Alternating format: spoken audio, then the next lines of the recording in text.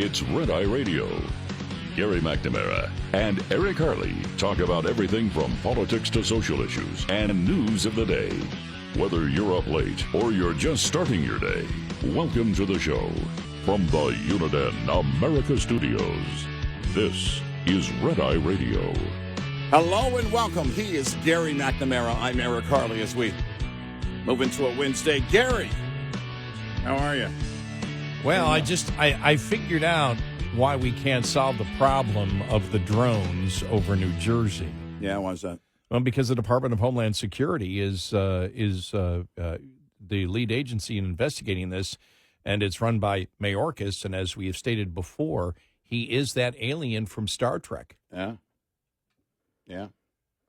So that's why that one isn't getting solved. That's really interesting. It's funny because the White House, we're monitoring the situation. Well, who the hell isn't monitoring the situation? It's we're looking at the drones almost daily. Yeah.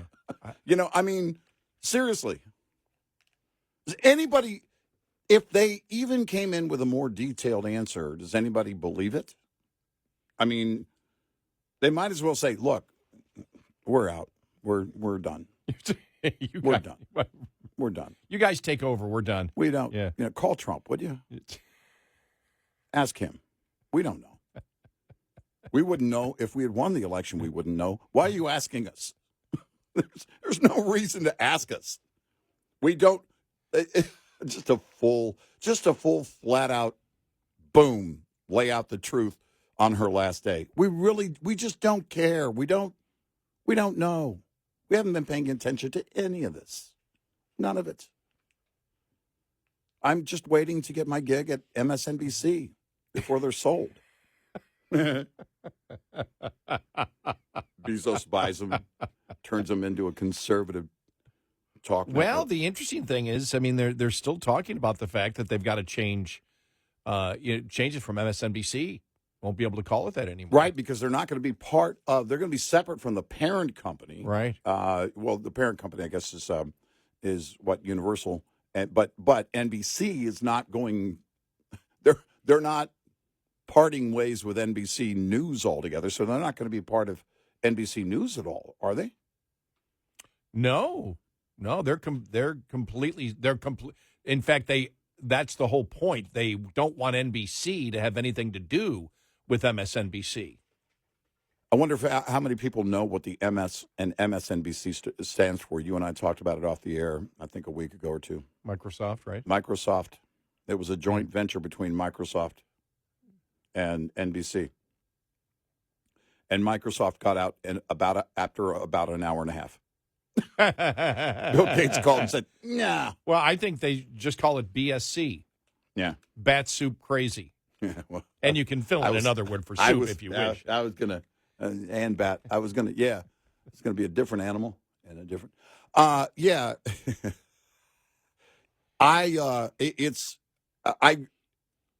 With everything, we talked about how the liberals some liberals are freaking out that Trump looks more presidential than Biden. Karine Jean-Pierre looks more presidential than Biden. So let's put it all into perspective. But of course he looks more presidential. By the way, he's only doing, I didn't get a chance to say this. I thought about it during a break yesterday, and I forgot to mention it, the thought. But this is what a normal transition should be. Meeting with global leaders, meeting with business leaders. Yeah, I agree with you. Talking about, that whole thing. That's why the call with Michael Flynn on December 30th of 2016 to his counterpart in Russia wasn't a big deal. He was coming, he was going to be part of the new administration. Right. And it's what you do. You kind of set the tone. You're not going to make any agreements. You're not going to make any, in the media you can, Trump kind of issued some words to the enemy. He's talked about how, the word got out, the report about, Israel, and he wants them to, get it done. And we believe that means take out the enemy, not a ceasefire, but, do what you have to do in order to secure your nation, but don't have a long running war. We all know that Trump is not a part of that, or isn't that kind of president. Doesn't want to be that kind of president. But it's with the drone thing. It's just one more. We've got, what do we have? A month and 8 or 9 days, and that seems like such a long time. It's like this optical illusion where you think you're getting closer. When you've been out hiking for the longest time or something. Oh, look, the neighborhood's right over there, and it feels like it just keeps getting further away the more you walk toward it. This is what's going on with Joe Biden. He's just not. He never has been a leader. All of it's been a facade. By the way, for those liberals and the activist media who might be complaining about it, you guys built the facade. You bought your own hype, not his. Whatever you believed about him is something that you built in your head. No, I agree with that. You and I have said over and over again, when they're trying to, blame it, and then we talked about this yesterday. Well, what's going on with Biden? How come he's not a leader? It's like, what the hell are you talking about? He's not changed at all. Yeah. He's the same mumbling, bumbling, right. President. Right. There's been no change at all in him, and it's like they don't know where to go on this. It's just it really is bizarre what's going on, and I understand their fury. They did everything wrong. Right. They did everything wrong. Right. And now they're trying to blame, as Democrats do, they're trying to find the oppressor where, okay, it's that person's fault and I'm a victim of that person over there. And look, I think you're even going to see it between now and January 20th. They're going to pound more on Biden. They're going to blame it on Biden. They're going to blame it on when they were the ones that enabled him all this time. Remember, if you said, look, something's wrong with Biden. Yeah. You were viewed as a conspiracy theorist. Yep. I mean, they went on and on and on and on. Again, a facade they built themselves. And now, because, they easily shoved him aside during the campaign season for Kamala. How'd that work out for you guys? You guys okay? And now you're right. It's they need the oppressor. They need the blame game. And what better oppressor? What better target in terms of pointing your finger to him is a Joe Biden. There's not a better target. I mean, you put it all on him as he's out the door. He doesn't care about his legacy. Why should you if you're on the left? So his library, what they say, his library is going to be a hut. Oh, that's what I saw the other day, because the donors are so furious. You need donors to build a library, and I saw that. Somebody wrote that on social media the other day. Wow, the donors are so ticked off, his presidential library might be a hut. Exactly. But, this is how you do it, right? It's like you blame him for it. Well, he should have gotten out earlier. He should have been, blah, blah, blah. He should have been, and we can't believe he's lying to us. Stop. There's no way you can convince me. You guys helped build the lies. You guys actually went out of your way to build, to enhance the lies along the way. Morning Joe Scarborough. F you if you can't handle the truth. He went on and on and on, ranting like a moron, and wanted you to believe that your eyes were lying, your own eyes were lying to you. And this is who the left is. And he calls himself a conservative. That's also a lie. He's not. And I suspect he never has been. Well, it's to the point with Scarborough of being completely and totally hilarious. I mean, we get a lot of enjoyment out of it. It's just the entertainment factor in there when he said that. We must have played that audio cut, I don't know, a number of times, more than once. We played that, played that one. If you can't handle it, then Exactly. F you you if you can't handle the F truth. you if you can't handle the Shut up, truth. Bill. This is the best Biden ever. Yeah. He's better than any Republican. And then next thing you know, he's booking tickets to fly to Mar-a-Lago. I know. To kiss the ring. Yeah. The only thing funnier than Joe Scarborough on cable news is Greg Gutfeld.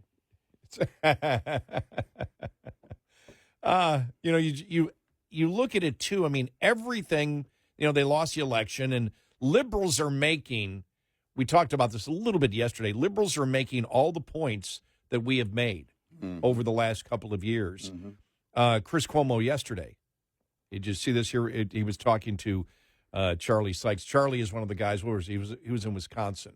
He was one of them that quit talk radio, remember, in 2016. Yeah. It's getting too much division. Too much division, and I'm going to quit, and I'm going to go to MSNBC because I was a liberal Democrat, then I was a conservative, then I was a libertarian. I don't know as an adult what I am. I just don't know, so I guess I'll go to MSNBC. Yeah. What a tool. Yeah. But he was talking to Charlie Sykes, and he said, quote, I believe that what the Democrats did to Donald Trump, this is Chris Cuomo now. I believe that what the Democrats did, and I would actually play the audio cut except he curses in there, so I can't. I believe that what the Democrats did to Donald Trump to impeach a guy when you know you have no chance of getting him removed, that was a political indulgence to do nothing but distract from the interest of the people. Whoa. Yeah. And you were creating an impression of a standard that you never had any intention of holding up yourself. Wow. And the Democrats have proven the problem with their actions. Those New York cases, Charlie, were crap. They only brought them to try to slow down Trump. We both know it. And what they did with Kamala Harris is proof they don't give a manure about any, it's not a bad word. You have ma, and then you have newer. And what they did with Kamala Harris is proof that they don't give a blank about any higher standard. They didn't even allow for the democratic process in their own stupid little club where they can do whatever they want. Right. No, by the way, that's a great point. They had to control it to the point where, no, you can control the entire process on the left. Just ask Hillary and the DNC and Bernie Sanders. They can control the entire primary process. Well, you and I have wondered over the last couple of years because people, the people think that, we get pounded by the left. Mm-hmm. Last couple of years, we've heard nothing. Right. It's almost as if the left doesn't exist anymore. Right. But that's why, right there, Chris Cuomo, everything that we have said over the last couple of years, Chris Cuomo just said right there. And he's a liberal. The reason we don't get any pushback from the left is they know what we're saying is the truth. And right there with Chris Cuomo, there it is right there. Yeah. He's as left as you can get. He was viewed as, well, maybe he's not with the new left. Maybe he's viewed as more moderate left because they've gone so, bat soup crazy. Yeah. But that's why right there, they know. They know. Sure. They're not, some of them are idiots, but not all of them are idiots. Right. And they know. And right there, that could have been said by any conservative. And when he said, and you were creating an impression of a standard that you never had any intention of holding up yourself. And the Democrats have proven the problem with their actions. Those New York cases, Charlie, were crap. They were brought. They only brought them to try to slow down Trump. We both know it. And then I got to finish one more time this one. And they did. And what they did with Kamala Harris is proof that they don't give a blank about any higher standard. They didn't even allow for the democratic process in their own stupid little club where they can do whatever they want. If I would have read that and not told you who it was, would you have thought it was Chris Cuomo? Probably not. No. It sounds like somebody from National Review, Yeah. It sounds like something you would read in National Review. Democrats know That's why we said when they all sit there and go, we're trying to figure out what happened in the 11th. We don't know. I mean, it's like, what could it be? I mean, we know, well, here's a demographic shift. Well, we won't talk about why there's a demographic shift at all. Well, we won't talk about the fact that people think that where you are on the issues is bat soup crazy. Yeah. That's why you lost. Yeah. Wow. We got a great show ahead. Maybe. All right, average. I think, yeah, great's a big word. Yeah. We have a show ahead. Look. Got any alcohol? Do I have any alcohol? I talked to the nurse today. Yeah. And because I've got my Christmas colonoscopy coming up on Friday morning. Oh, wow. Yes. Yeah. And are they decorated? She said no drugs or alcohol before you come in. Like that you have to tell people. That's weird. Said you got to tell people. She goes, drugs. She goes, you'd be surprised how many people have gone to a colonoscopy drunk. Well, you should have said to her, well, who in their right mind would have a colonoscopy without drugs and alcohol? I said, I'm just waiting for just give me the propofol. I'll be fine with that. You should tell her. I scheduled it. This is my Christmas party. Right. So, I already have somebody driving. What's the problem? Go ahead, Doc. Do whatever you got to do. Yeah. Let me know when you're done. Don't stay in long. I'll charge your rent. What? I don't even know. No drugs or alcohol before the procedure. Well, then I'm not getting it done. Well, okay. I was going to say party pooper. Probably not the right word. I'm guessing we should go to a break. 866-90-RED-EYE. This report is brought to you by Shell Rotella. With advanced synthetic technology, is designed to help keep your rig running with more mileage and less maintenance. Electrical systems are one of the most common causes of winter breakdowns. So when your batteries talk, it's important you listen. Know the warning signs that could indicate your electrical system needs attention to help avoid getting stuck out in the cold this winter. Keep an eye out for lights that are dim, as this is an early warning sign that your alternator is degrading and near the end of its life cycle. Lights that are brighter than normal, on the other hand, can indicate your alternator is overcharging. You should immediately get a full electrical system check if you notice either of these warning signs. Lines open for your calls. 866-90-RED-EYE on Red Eye Radio.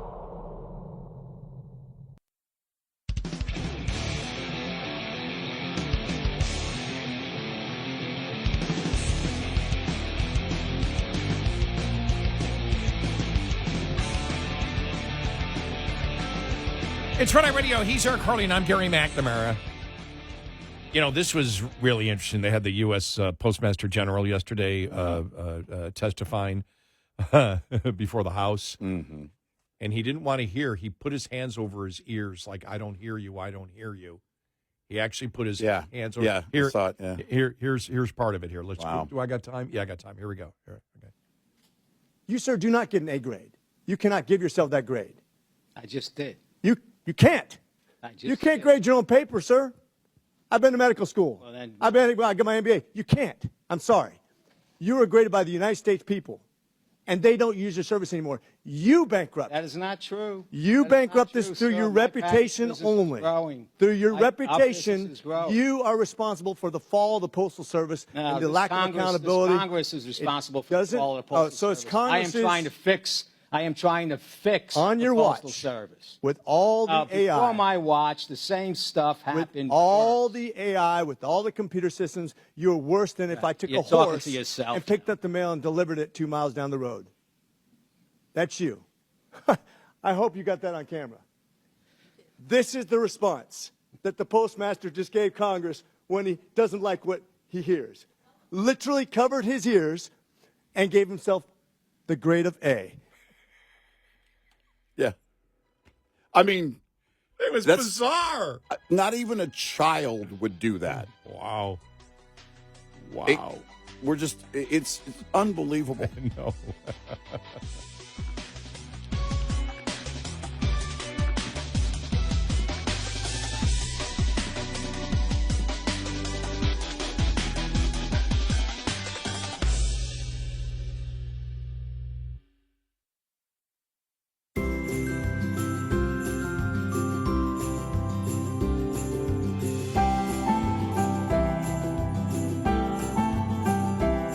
You're listening to Red Eye Radio from the Uniden America Studios.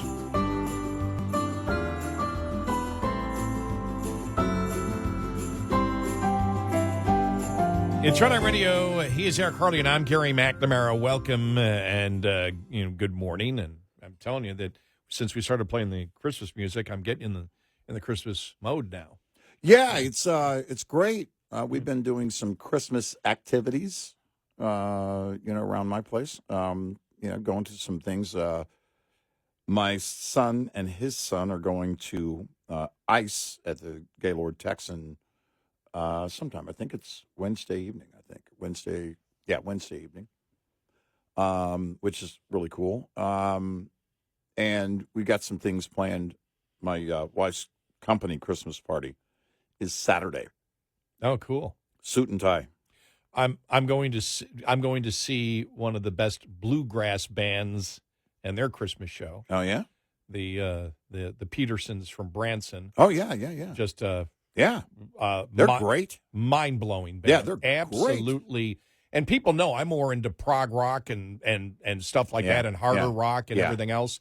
When I saw it was in, it was funny because I was talking to a friend of mine, and she's in basically an acoustic duo, and I was talking to her yesterday, and she said, because I told her, I said, yeah, I'm going to. She lives in Florida, and I said, I'm going to a bluegrass show. She said, is it the Petersons? I went, yeah. Wow. She goes, well, you introduced me to them. She said, we do now in our set, Take Me Home Country Roads, and I do that, the John Denver cover, because I saw them do that. Yeah. And I went, that was the first song, because I was actually watching, this goes back a couple of years ago, the what I call the best cover band in America, the Lexington Lab Band out of Lexington, Kentucky, which is just, if you've never seen them before, and thanks, because I mentioned them before, and I said, you can sit there and watch it, and they cover everybody from Boston to Fleetwood Mac, and they put the work in. They put the work. I mean, it's not only do they put the work in, it's all volunteer, it's all nonprofit, right? And they've got these. They have, not only is the music and the sound perfect, but every single camera angle is. Yeah. And they're just amazing. But this goes back about maybe 6-7 years ago, the late bluegrass great J.D. Crowe. And so I was watching it, that came on, and so the algorithm took it to something else that was bluegrass. Yeah, right. And all of a sudden I'm like, what's this? And I look and I'm going, who the hell is this? Is this Waltons? Because they were wearing, traditional, Appalachian, dresses and everything. Who is this Waltons? John Boy, Donny Osmond, with it looks like their mother on the big stand-up bass. What is this? So I was intrigued, and then after that, they went right into their version of Bohemian Rhapsody, which is absolutely mind-blowing. Yeah.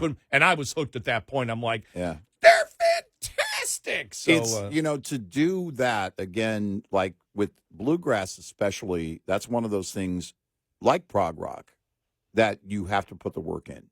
And to do it well, when you have a great bluegrass musician or band, it's mind-blowing to watch them work, because as a musician myself, just watching them work is it's like that's not, I mean, you got to work and work and work. You and I were talking off the air about Skunk Baxter, Steely Dan, Doobie Brothers, great guitarist, and he did an interview with Rick Beato on YouTube.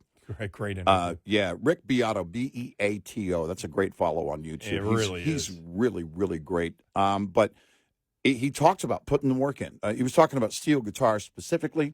He said it's like 3D chess, and he's a very smart guy. And he's talking about this, and he said, but you got to put the work in.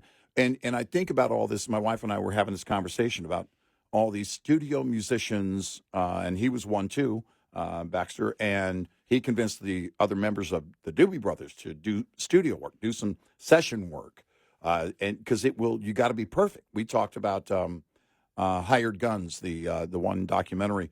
When you're doing that for another artist, you've got to be spot on. You got to put the work in. And I think that's what draws me to different genres. It really is. I mean, you and I are both big prog rock fans. Rick Wakeman was on with Beato. It's just mind blowing. But this is the thing that I look at is, my gosh, you're not just learning something, but the hand-eye coordination and then the feel for it. You know what I mean? Mm-hmm. Putting it all together and then having other people join you as a band and making it happen is just incredible. And when you see, I mean, because funny, you and I had watched the same, Rick Beato with Jeff Skunk Baxter, who was, right, yeah. Part of Steely Dan, part of Doobie part Brothers. of the Doobie Brothers, and a big influence. I mean, this is a guy that he might be a hired gun, but he's not your average hired gun. Oh, no, yeah. But they started talking about, he started talking about when the Steely Dan did the Midnight Special. Mm-hmm. I didn't know Midnight Special was all done live. Mm-hmm. Right. Yeah. It was live. Yeah. I didn't know that. Yeah. And it's all of a sudden I'm going back watching all the old Midnight Specials now on YouTube. They're playing it. They're playing it right there. Right. Yeah. They played it live. Yeah. And he sat there and goes, yeah. And so I went really crazy, on my old school. So I went back and watched the Midnight Special on YouTube. They've got it. Yeah. And you would think, because I go back to it, I don't remember it. It was from 72. I don't remember it. Yeah. He's just absolutely kicking butt on the guitar. Yeah. And you would think that he was the other, Walter Becker, and then you go Jeff Skunk Baxter. That's basically Steely Dan. Right. Because what's the guy who's the bass player?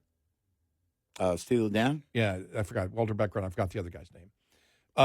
Donald Fagen was one of the main players in Steely Dan, but Donald Fagen was in the background. Yeah, they right. Probably on the keyboards. No, I'm sorry. He was on the keyboards, and the other guy was on the bass. Yeah, Walter Becker was on the bass. Right. Skunk Baxter's out there. He's just cooking he's a great guitarist. Yeah. And so I actually went. He's got his own channel where he's got his own little club, and I actually was watching part of that yesterday. So. Yeah, but going back to the Christmas show, and I've never been to it. It was at the Arlington Music Hall, which fits 1,100, 1,200 people, and wow. That's going to be a great concert. I wasn't going to go to Trans-Siberian this year because it's after Christmas, but I went, what the heck, I'm going to go. Yeah. So it's the 28th, and I don't know why, because I heard them the other day, and I went, oh, okay, I'm glad I got the tickets. Yeah. But so the holidays have started. Now there are some things that tick me off though. Yeah, just so you know, I know people are going to get angry at me, but I'm done with Pete Hegseth. Yeah, I'm sorry. Yeah, we may have to abandon the and I know the you're support here. You're saying why, but listen to me. Yeah. He got the Geraldo Rivera endorsement. Yeah, but Rivera makes all great points here. Well, here we go. Susie Wiles probably called him after that happened and said, okay, Geraldo Rivera, is there anything else, Pete, you need to tell me? Anything else? But this was Geraldo Rivera talking about Pete Hegseth yesterday. I know Pete, Major Pete, I call him pretty well, being on Fox and Friends weekend for those many years, sitting on the couch with him, sharing the couch. Been out with him. I thought, as Scott mentions, that he was on the ropes. For a lot of the stuff coming up that none of us had ever heard of before because of non-disclosures and so forth. But then Pete did something, Major Pete did something that I think is the difference between a combat veteran and the rest of the world.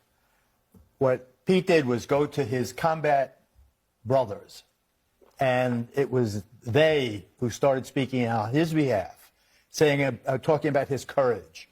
Talking about how he earned those 2 Bronze Stars, how he never allowed his men to get in front of him in a hot zone. And I think that's what the Defense Department needs. That's what the Pentagon needs. And I think that realization swept subtly, but I think with growing momentum through Washington, D.C., that if you haven't served the country in combat, then shut up. It kills me to say that I agree with Geraldo Rivera. What's interesting here is that he makes a great point in again, the whole idea of, receiving 2 Bronze Stars, I think of my friend Raul Ortiz, who was the U.S. Border Patrol chief for several years and retired recently, but he was an agent on the ground. That's where he started. He was an agent on the ground. So when you talk about defense secretary, you talk about somebody who has experience in the field with a Pete Hegseth. You and I talked about this before because people may have gotten the wrong impression. We wanted to be clear about it. If he's confirmed, I don't have a problem with him being defense secretary. The getting there is the issue. And Pete Hegseth knows that. The confirmation process is what was going to be tricky. And I'm with, I also agree with Geraldo because I thought he was on the ropes. We talked about it before Thanksgiving. Look, after Matt Gaetz withdrew his nomination for Attorney General, if things don't clear up, then we're going to see that next for Pete Hegseth. I don't, again, you mentioned yesterday or day before that unless something new came up, maybe a new witness or something that came up. One of the source stories that came out, if somebody says, "Look, I'm the source for that particular story." Yeah, if there was something more substantial there, that's going to be harder to get over because then you're going to have it is going to become more of a trial situation, and you're not going to want that going into January. And so we'll see if that happens. But as time goes on, he was back on Capitol Hill yesterday. And that's what, I suspect that Trump, who reportedly has not made one phone call for him to the Senate, he did make phone calls for his AG pick at the time, Matt Gaetz. But I'm guessing he told Pete, look, you're going to have to go out and talk to them. It's on you to clear your name. And that's what you see going on here. And Hegseth was on Fox News talking about, what the job is and everything else. And that's what we want to hear. It should be all about what a defense secretary should be doing, what his job is going to be, what needs to be fixed under his watch. And there's a lot. You got to get rid of the entire woke policy there that's at the top. And you've got to reset the tone in order to do pretty much everything that we require our military to do. But one of the fundamentals right now is recruiting. It's way down. And you have young people saying, well, I don't know if I want to be a part of that.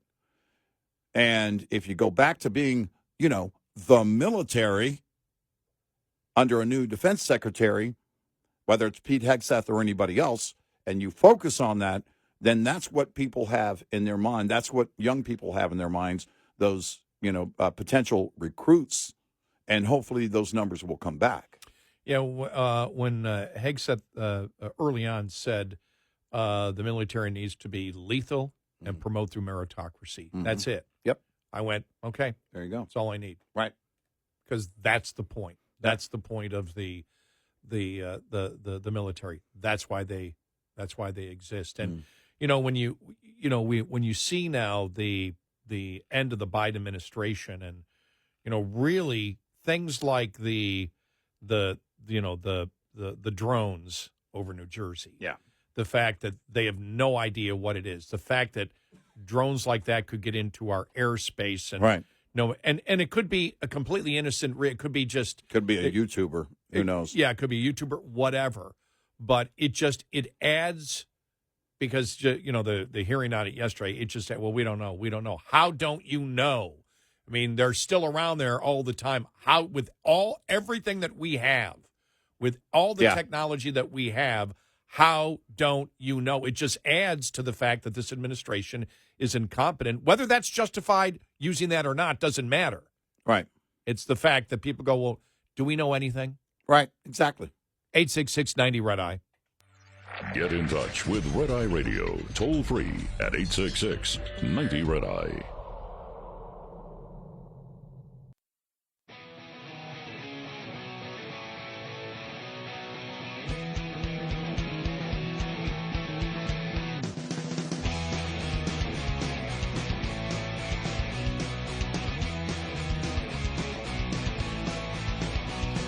It's Red Eye Radio. He is Eric Harley, and I'm Gary McNamara. Welcome and good morning. Reading here just a headline. We'll talk about this. The madness of Luigi Mangione. We'll get to that coming up. Yeah.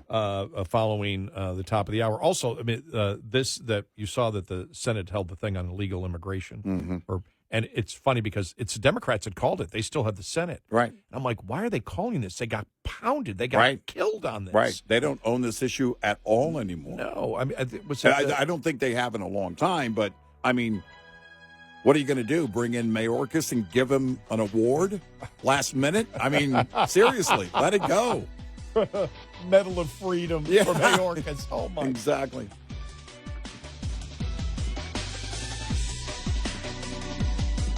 Top of the hour news is brought to you by House Products. Visit houseproducts.com. This is Red Eye Radio on Westwood One.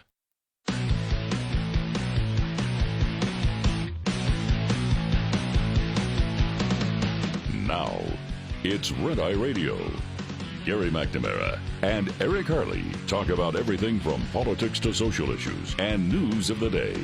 Whether you're up late or you're just starting your day, welcome to the show. From the Uniden America Studios, this is Red Eye Radio.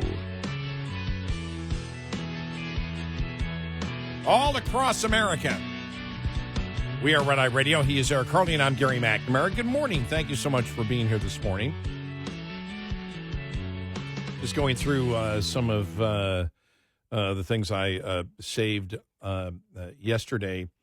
One of them, this was from the New York Civil Liberties Union.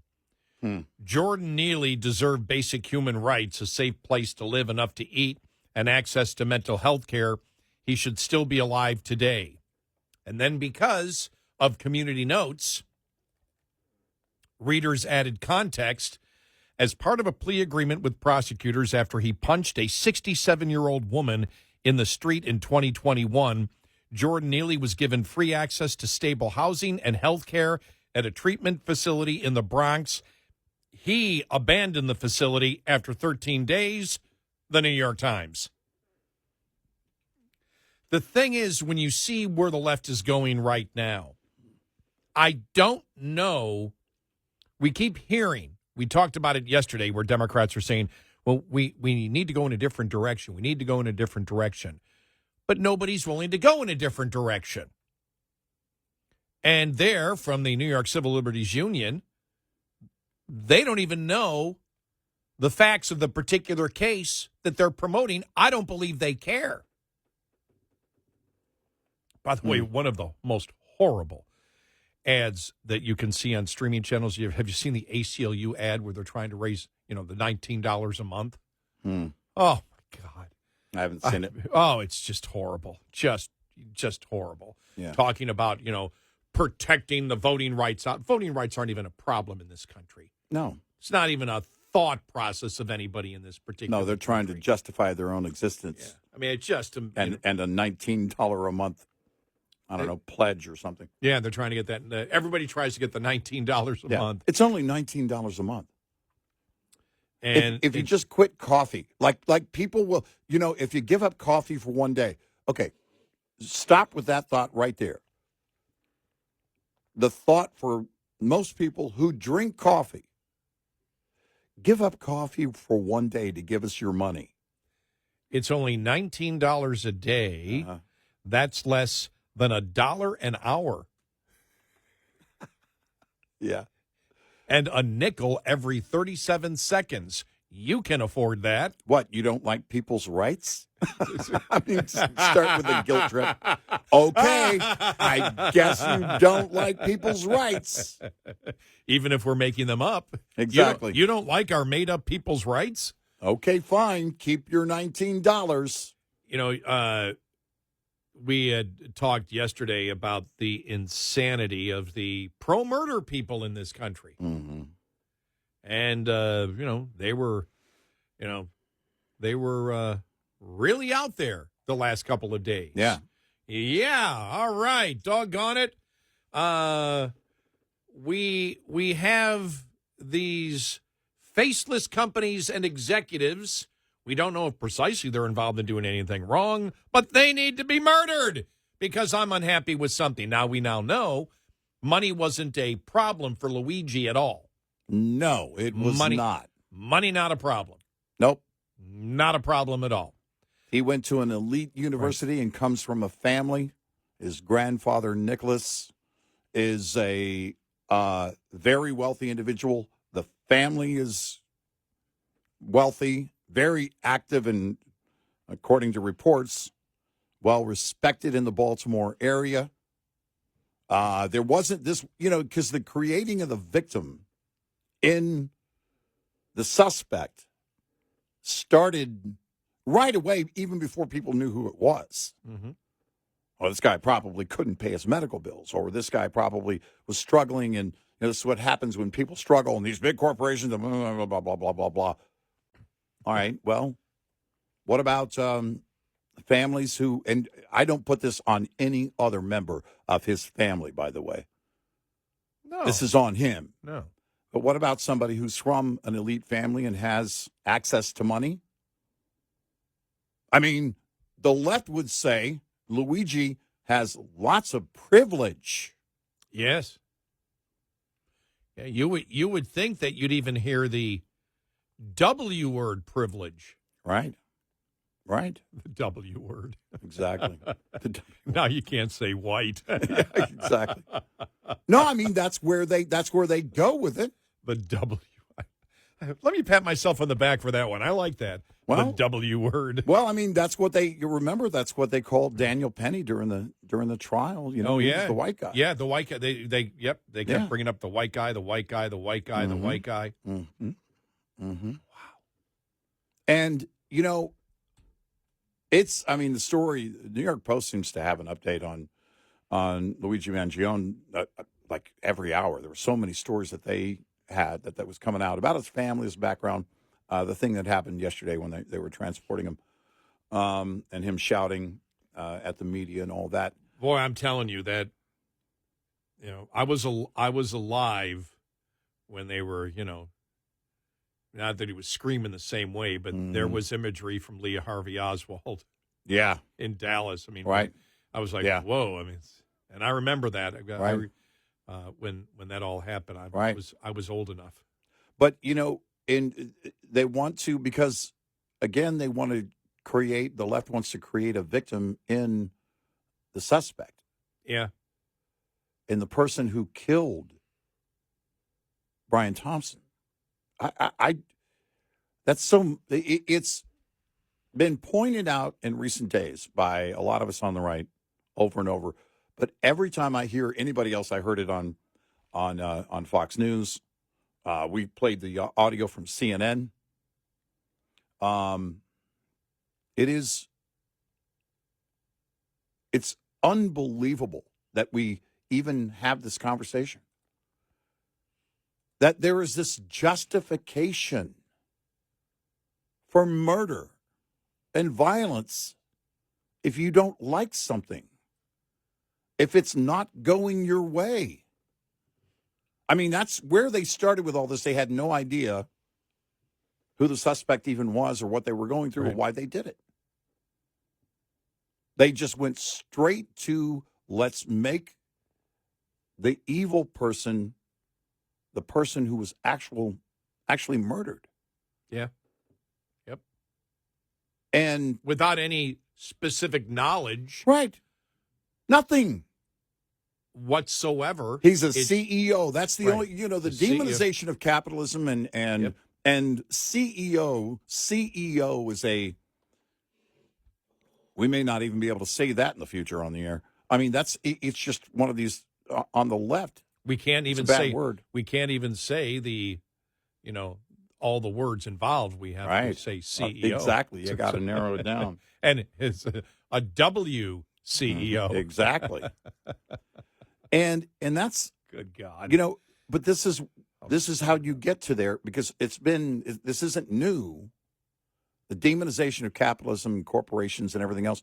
If somebody's breaking the law, if a corporation doesn't abide by a contract, if they're not following the law, then there's a remedy for that. If they're not By the way, also, if they're not good stewards in one way or the other, I go back to Home Depot.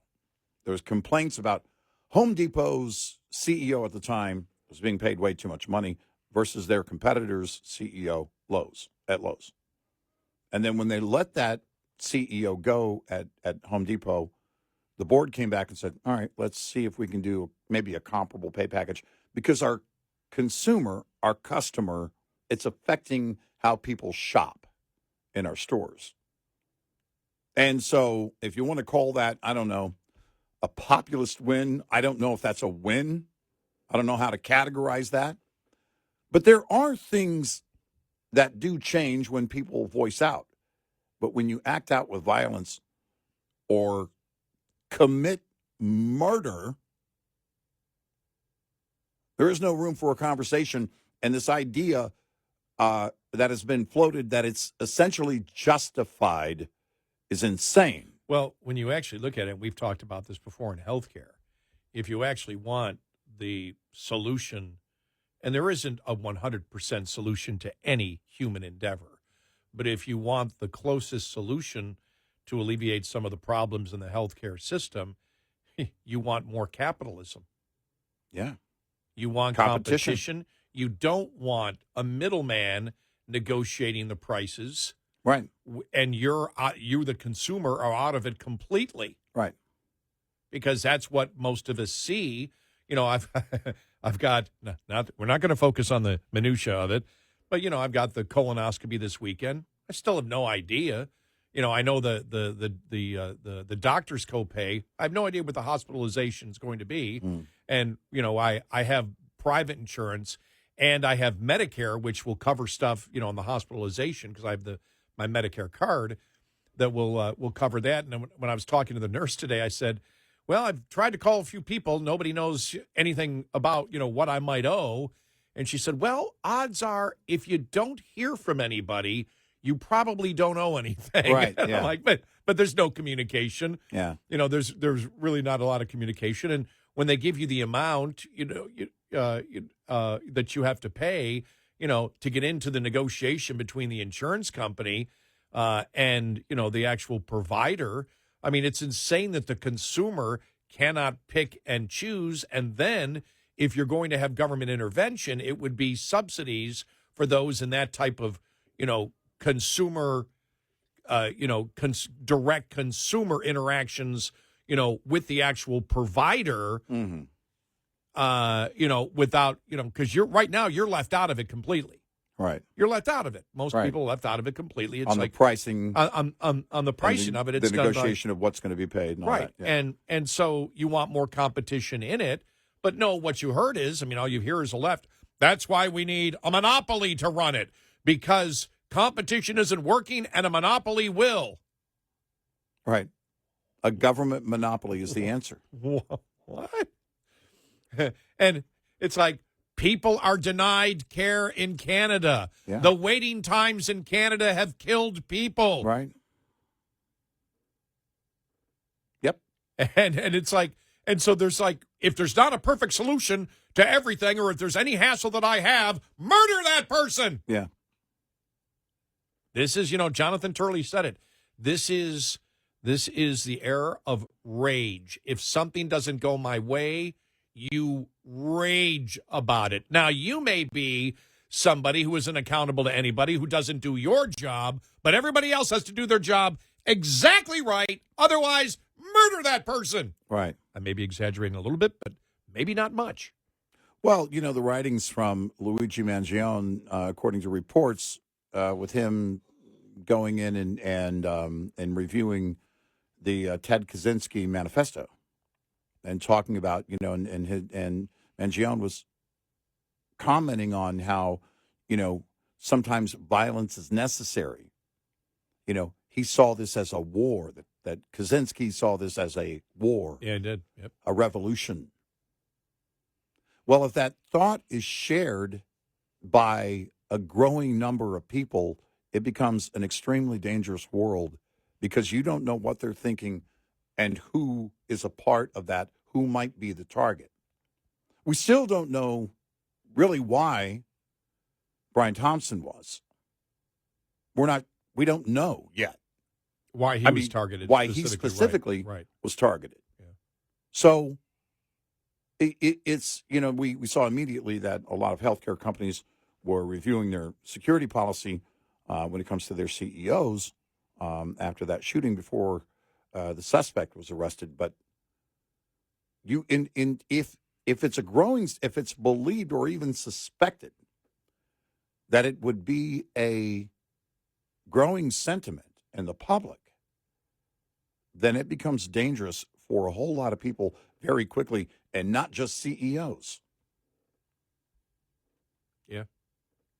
When we talk about identity politics and the left creates a new oppressor by creating new victims every day, well, then at some point with this same mentality, you may think that you are on board with this cause, that it is a revolution, but you may be the oppressor at some point because that's the way it works. There are no rules. It's chaos. It's, in this case, murder. It's emotional rage. It is not to be justified. Right. There's no logic to it. No. It's just, but it isn't perfect. Kill them. Yeah. Oh, that sounds reasonable. Yeah. Make a statement by murdering somebody. 866-90-RED-EYE. Brought to you by FPPF, Fuel Power Max. Surviving and thriving as an owner-operator has just as much to do with managing costs as it does with generating revenue. Like the chief financial officer of any company, you have to be concerned about rising costs, especially without increases in revenue. Trying to reduce costs, let alone make sense of them, can be a complicated task. Understanding basic principles of operating costs can save you thousands of dollars a year. A penny saved could be $1,000 earned. Saving just 1 penny per mile over 100,000 miles driven annually will deliver $1,000 to the bottom line at the end of the year. Owner-Operator Business 101 is provided by Overdrive's Partners in Business program. Go to overdriveonline.com to the Partners in Business section of the website for more details on this and many other topics. Brought to you by Shell Rotella, with advanced synthetic technology is designed to help keep your rig running with more mileage and less maintenance. We'll be right back with more Red Eye Radio with Eric Harley and Gary McNamara.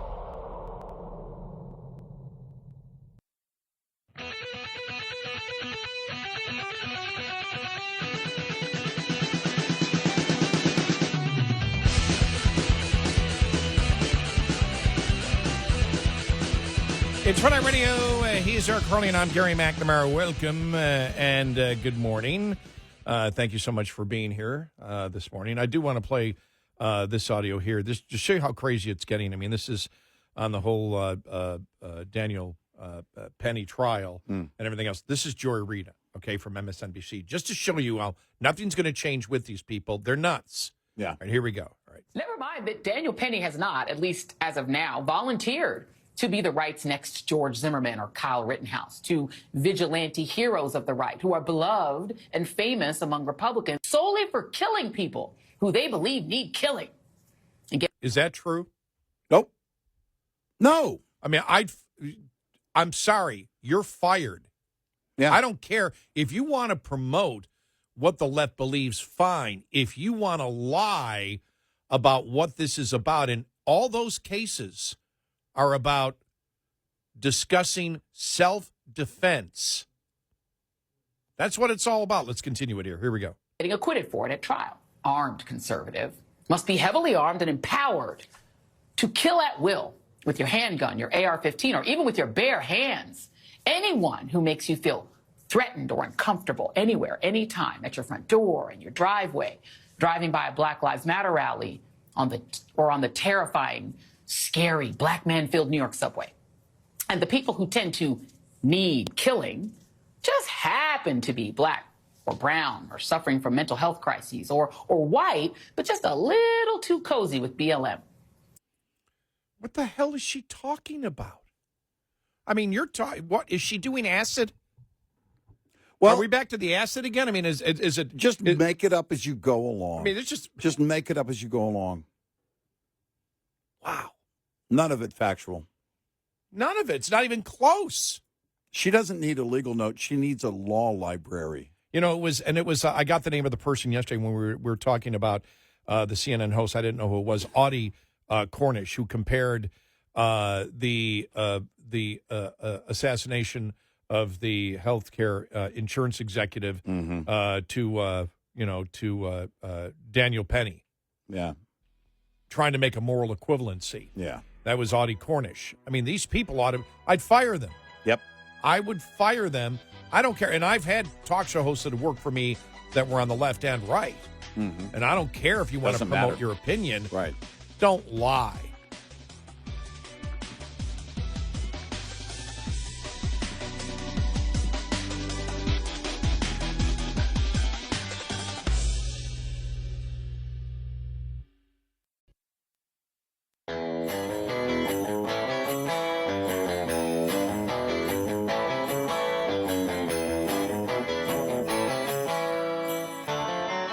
If you listen 25 hours a week, you might catch some holiday cheer. Gary McNamara and Eric Harley on Red Eye Radio.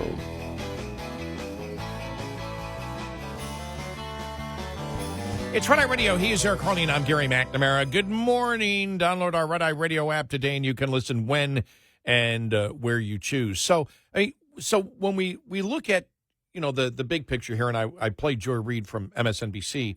We played that before we went to the break, and you just look at everything and you say that the Democrats are trying to figure out what did we do wrong, but they're really not trying to figure out what they did wrong because there are plenty of Democrats that know exactly what they did wrong. Yeah. They're insane on the issues.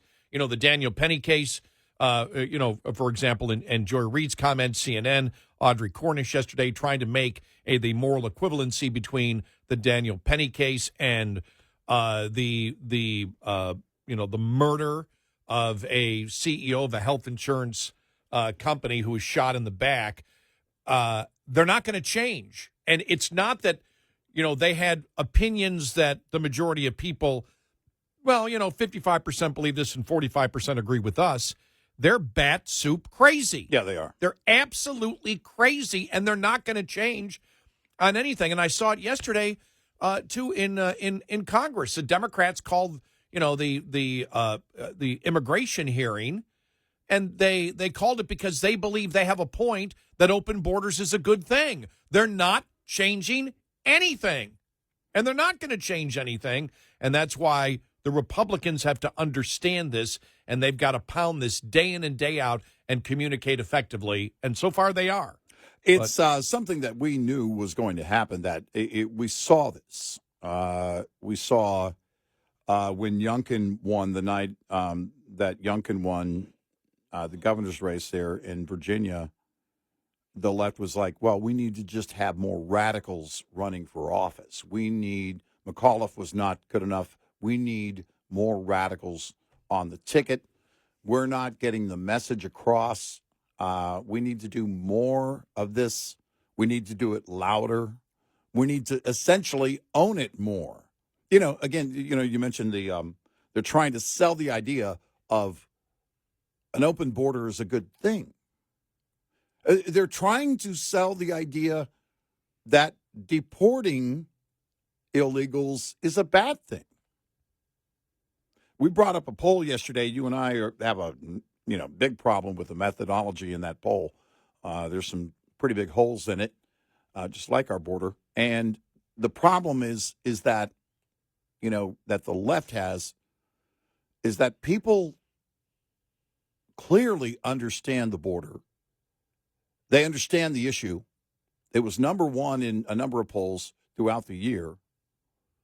But yet they think, well, we just didn't convince them.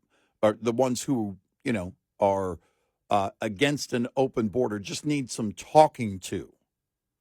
It's like the Postmaster General. We'll just cover our ears and pretend like it's not happening. The border is secure. Mayorkas, with the arrogant look on his face and his hairless cat in his lap. It was weird watching him testify because we said it at the time. Cat maybe wasn't there. Maybe I imagined that. It was just like James Comey. It was that same arrogance. they almost have a smirk on their face as they're sitting there lying, denying anything is wrong, and denying that they're responsible for what is wrong. It's James Comey. I thought they were going to start playing patriotic music in the background when he started talking. This guy was full of himself. You know, you look at, for example, the Daniel Penny case, and Larry Elder put this one out. Let me get this straight. Daniel Penny, a white man, subdued Jordan Neely, a black man, with the help of another Good Samaritan, a black man. Neely posed a threat to passengers on the subway, some of whom were black. The DA who charged Penny is black. The mayor of New York who praised Penny's heroism is black. The jury that found Penny not guilty included 4 people of color.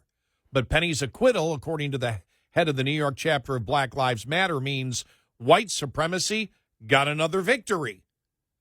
And that's why I said yesterday when I saw that, BLM, bring lots of money, was on this, I went, are you kidding me? You think you think this is going to stick? This is not going to stick, and we've seen it hasn't. Right. You know, a couple of hundred people protesting in New York. Some were arrested, but that was it. Because it's so obvious, but it doesn't matter to MSNBC. It doesn't matter to the liberals in the media. They lie about it and they make stuff up, or they make dumb comparisons that somehow self-defense of civilians on a subway from people who believe that they could be severely hurt and or killed because that's what the person is screaming at them. Yeah. That's the same. Defending yourself is the same as shooting somebody in the back. And she really has to work hard at the lies to make you to make it sound, try and make it sound legit, which it isn't, because it's all of it. It's built on everything that she was saying was a lie about Penny. Everything she was saying. And she just lumped it all into, one big category, one big group. This is why a lot of people are cutting the cord. Even the parent company of MSNBC is cutting the cord and setting them loose. We're done with this kind of thing. We're done. The media is, Elon Musk said it. You are the media now. I am the captain now. You are the media now. We've said it in not those words, but look, you have the ability to go out and find the truth. But the insanity that goes on, and these people, like you said, they should be fired. How in the world do they still get a paycheck from anybody? Well, when I became a talk show host in '89, we used to actually have discussions. Mm-hmm. And that's because we could all acknowledge, obviously, what the truth of a particular situation, what is the set of circumstances. Okay, we all agree. We have differing opinions on those set of circumstances. Right.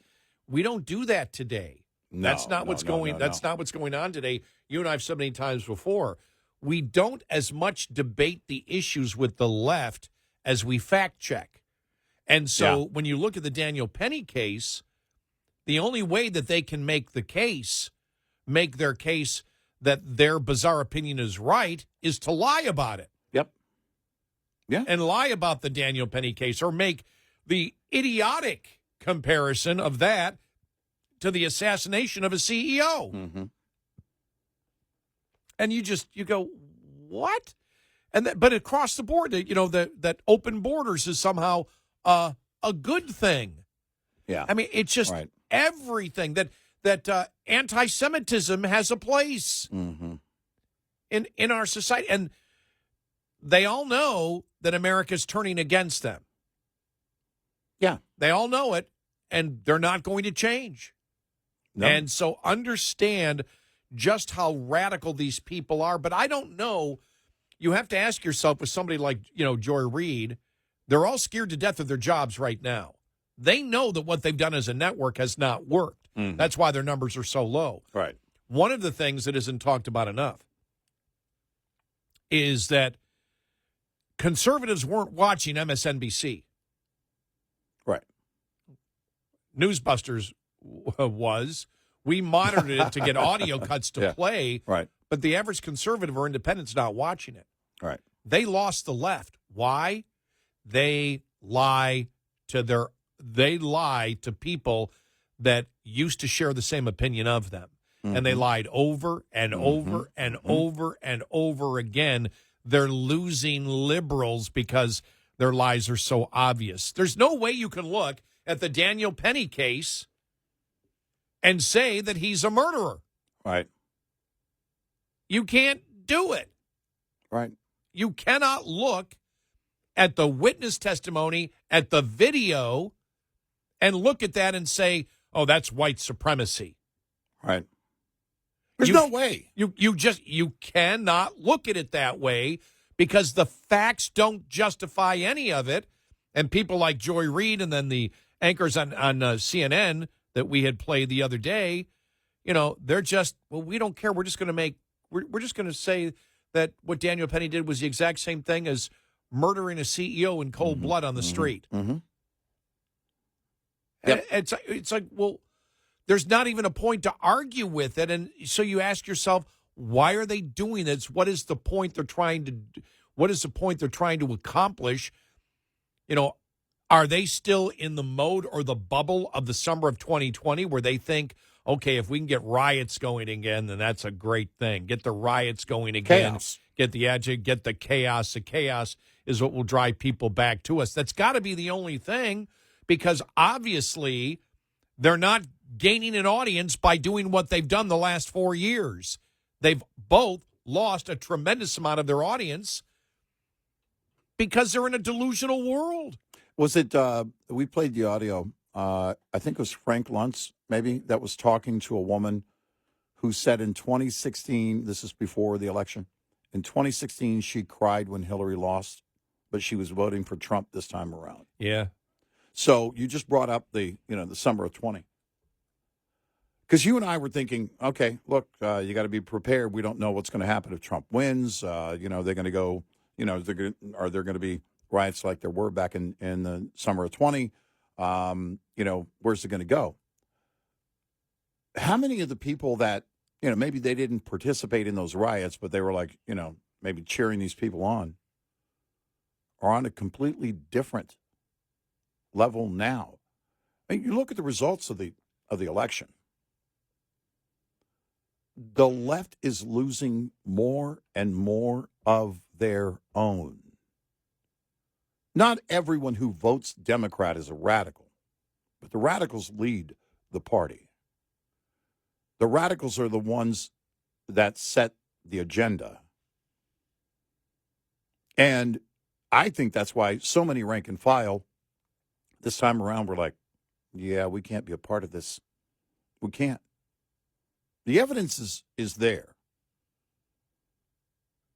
The evidence, you can see what the crumbling of the Democratic Party, and you and I have been asking since the election, where do they go as a party? How do you campaign? What do you campaign on? What do you do differently? Well, they're not going to do anything differently because the radicals won't let them. The radicals, the party, including Joe Biden at the top, even on his way out the door.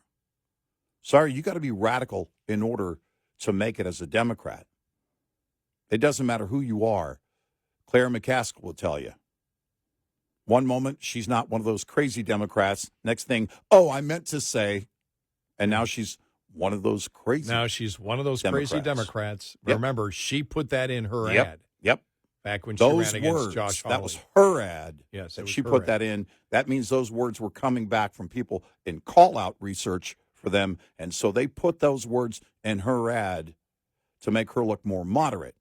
Well, she had to get in line because the radicals, look, silence is violence. You got to be with the radicals. They can't change a thing, but they're losing more of the rank and file. 866-90 Red Eye. Coming up, more with Gary McNamara and Eric Harley. It's Red Eye Radio.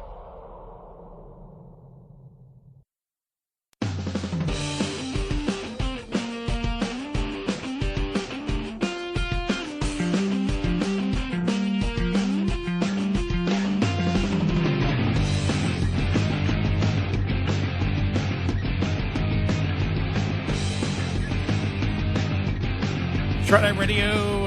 He is Eric Harley, and I'm Gary McNamara. And you saw AOC then. Yeah. AOC talked about Daniel Perry. Penny. And Penny, what'd I say? Perry. Perry again. Penny. Daniel Penny. If we do not want violence on our subways, and the point of our justice system is a level of accountability to prevent a person who does not have remorse about taking another person's life. I mean, even people who have engaged in manslaughter or have taken a life accidentally express remorse. The fact that a person has expressed no remorse indicates a risk that it may happen again. And if we do not want to unleash this level of violence, then we should exert a level of accountability to prevent that from happening again.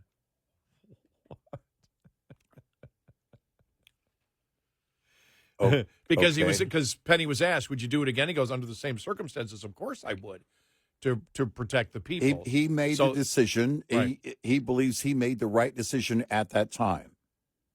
Yes. Based on what he knew in that moment, based on what he witnessed in that moment, and if everything is the same, why would he make a different decision?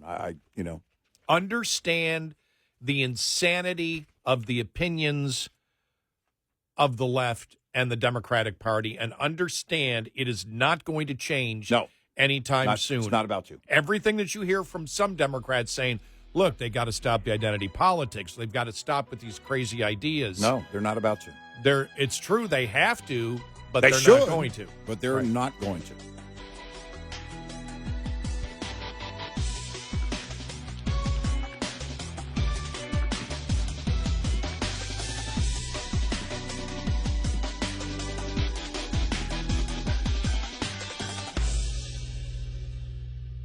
This is Red Eye Radio on Westwood One.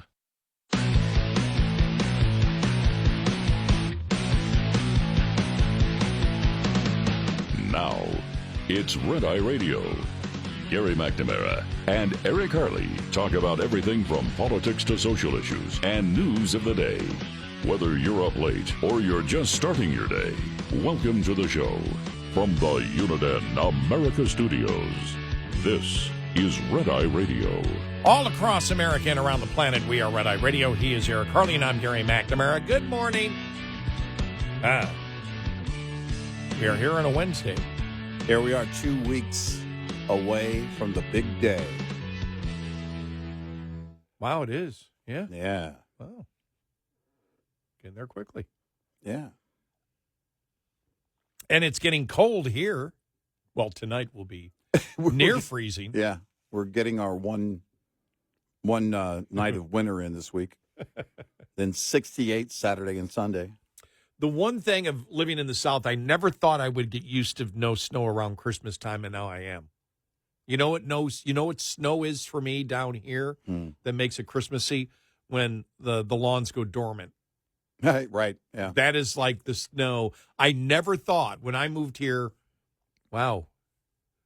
24 and a half years ago. And I'd lived in Texas before. I'd lived in here in Marshall, Texas for a few years in the 80s. Mm-hmm. But it was always when I, moved from Western New York, not having snow around the holidays was huge because I loved the light bulbs, under the.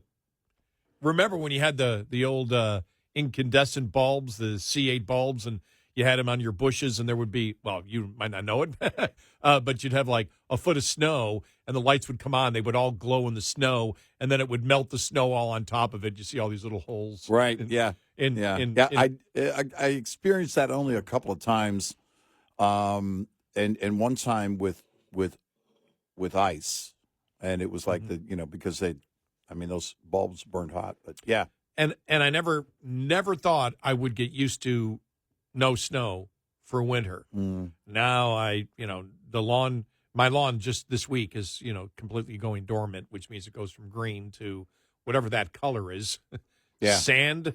This is right. Sandy color. Mine hasn't completely turned yet. I'm waiting for it. Yeah, mine started really turning about 3 days ago. I had frost on my windshield.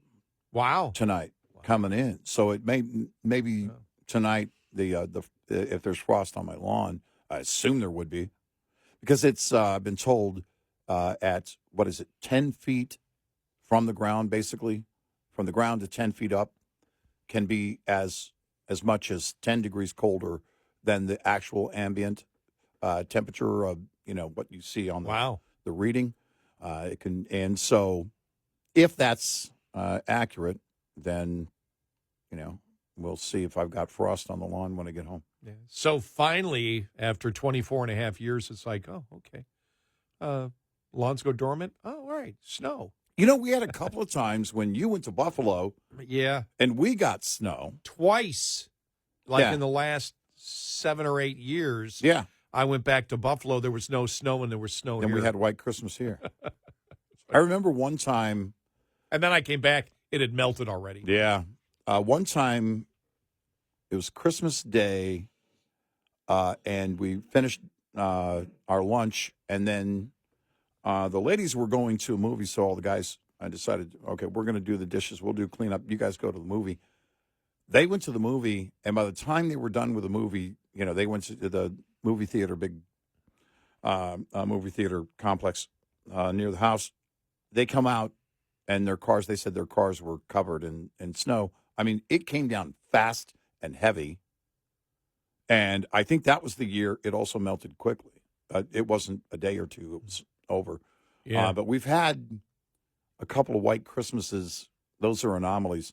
I saw some data recently from one of our local TV stations that said that while it wasn't like measurable, there hasn't been a year in North Texas since they've been keeping record. I think 130 years, I think they said, where we haven't had some snow. Now, the thing is that can mean one time we had lake effect snow because we have a bunch of lakes. I remember that. Yes. It was, yep.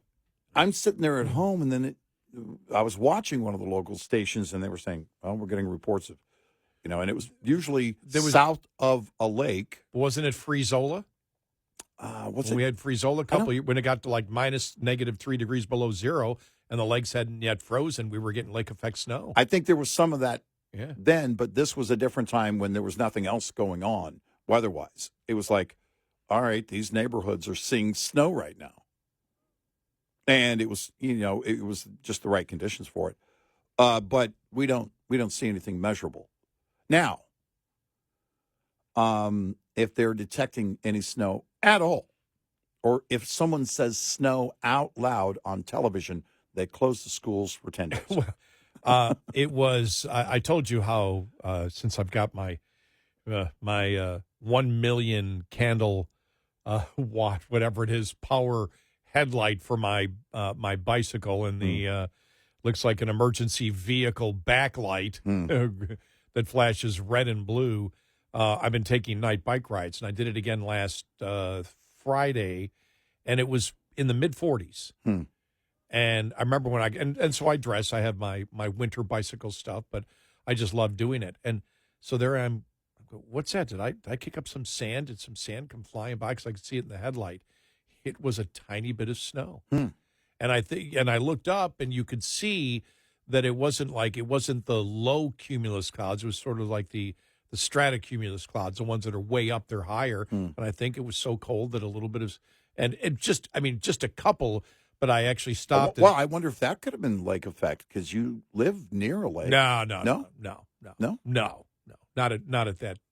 That was coming from higher elevations. It was too high. Okay. Yeah, it was coming from higher elevations, and where the temperature was a lot colder. And it wasn't. And it did reaching melt the ground really.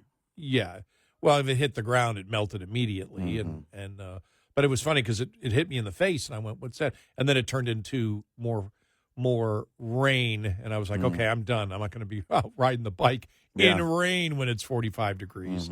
No, it was just, I mean, it was, my headlight is so bright, it picked up a couple of them falling maybe 2 or 3 feet in front of me as my bike as I was going, 50 miles an hour because I'm that kind of an athlete. Okay. I was going 15 miles an hour, and, you could just see it go, what's that? Oh my gosh, it's snow. Just tiny. Well, I got my snow for the I was kind of shocked tonight.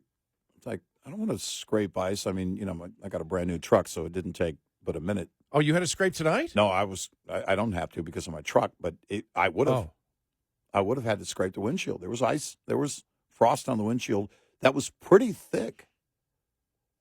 And Tonight, I was surprised tonight. Well, I just asked coming that. in. Yeah, okay, yeah. You said no. I didn't have to scrape it. Oh, okay. Is what I'm saying. Oh, okay. Yeah, I didn't have to scrape it because of my truck. I'm sorry, because of the outstanding work my truck did. I just let my windshield defroster do all the work. But if I'd have been in a hurry, and I'm never in a hurry to get here, it would have been, get out the ice scraper, which means I will have to do that for the wife. Yeah, my car. I took the new car today, and so it was in the garage. Mm-hmm. But the old car had no frost on it. Yeah, I tried to get something out of it. And I looked, and it was fine. Well, it was interesting, and I live in much more of a rural area. Right. What I was wondering too is, because my truck said 38 when I got in, and it held at 38. I got here, it was 42. I mean, that's only a 4 degrees difference, but it's only 2 miles. Yeah, it's only a couple of miles. I just checked the Weather Channel. It says 40, or it says 34 here. Yeah, yeah. So we could reach freezing. I don't know if I have an allergy or a little bit of a cold. I hope it's an allergy because I want my allergies right now are insane. Yeah, the tree out because my thing is, having my procedure on Friday. I don't want them to go, "You're sick, you can't get it done." I'm getting it done now. I'm not going to go through the prep of a colonoscopy. Well, the thing is, yeah, exactly. And then all of a sudden they got all of a sudden they go, "No, you can't come in. I haven't eaten in 24 hours. Yeah. I'm getting the damn thing done." Right. I'm starving. Yes, I'm not going through prep again. Right.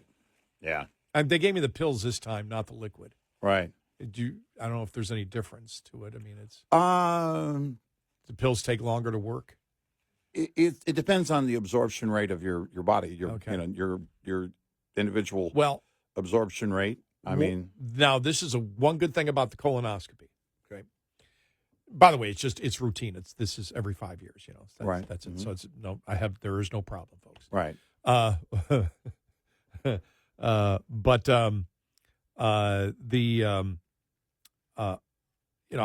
I've been trying to when I was diagnosed with type 2 diabetes almost 9 years ago, I was probably like 222, 223. Well, I immediately lost weight, and then it stopped.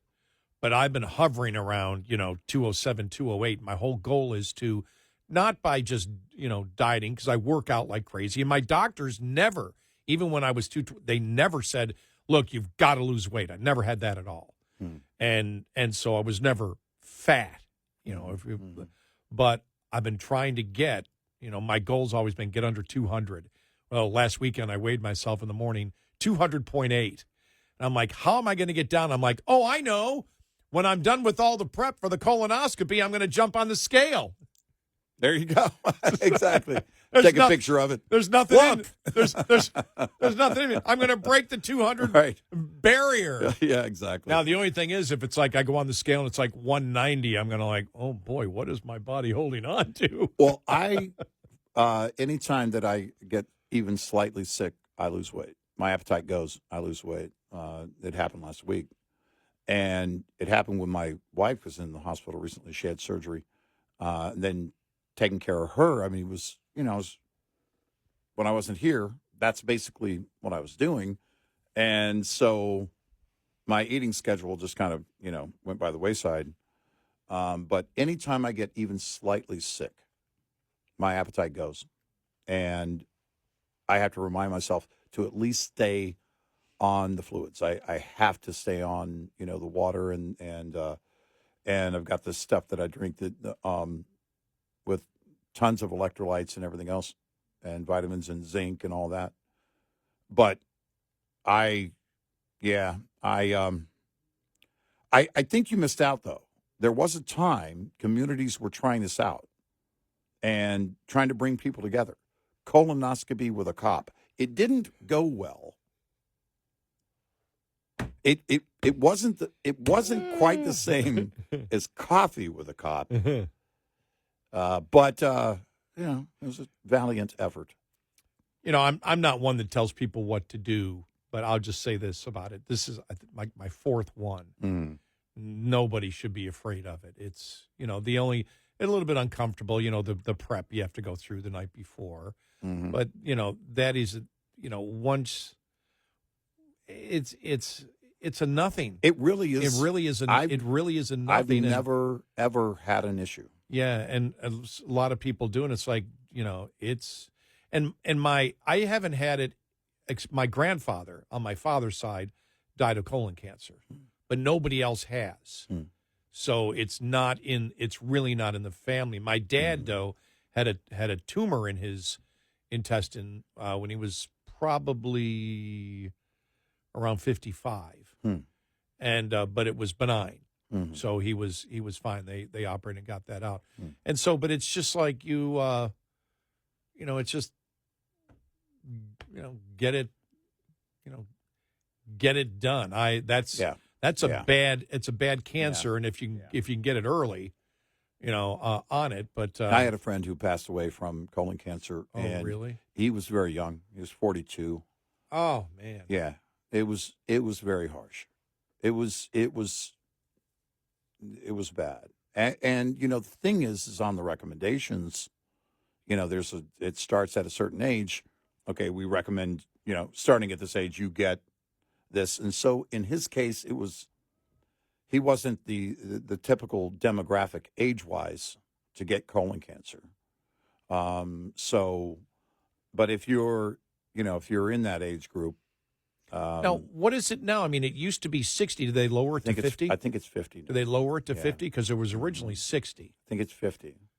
Okay. And typically the recommendations beyond that, if they find nothing, every 5 years, and then if there's, you know, if the doctors are concerned, every 3 years, or as you grow older, every 3 years. It just depends on what your doctor recommends. Yeah, But, eventually they stopped, though. Like my father, Yeah, it's like they recommend he, you know, at 98 and a half. yeah. But yeah, because I got one, first one I got one, first one, you know, they found some polyps. It's like, okay, 3 years. Then the next time, 3 years.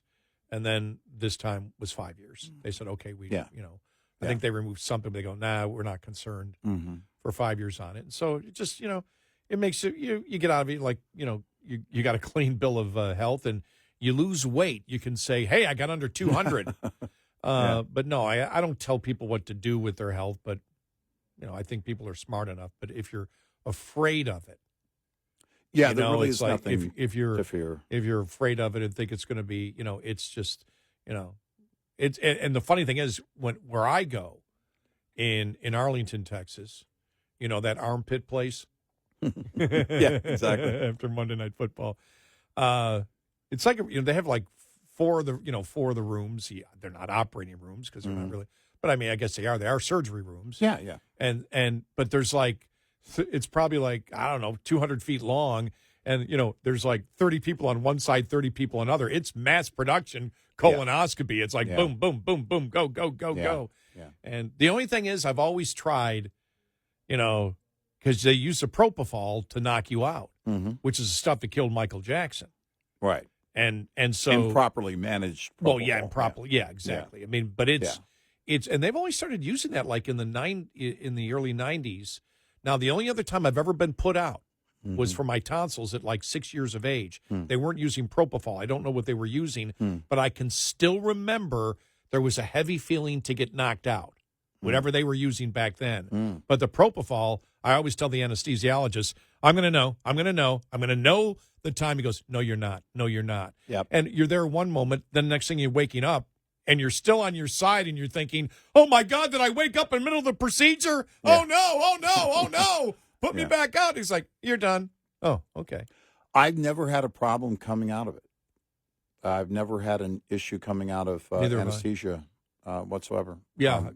My awareness seems to be right there. So. My awareness was there. I just, you know, it's like, are they still doing it? Because it's so seamless. It really is. Yeah. And then you're just goofy for a while, and somebody drives you home, and it's like, okay, don't eat a lot right after. Not recommended. Yes. 866-90 Red Eye. Lines open for your calls. 866-90-RED-EYE on Red Eye Radio.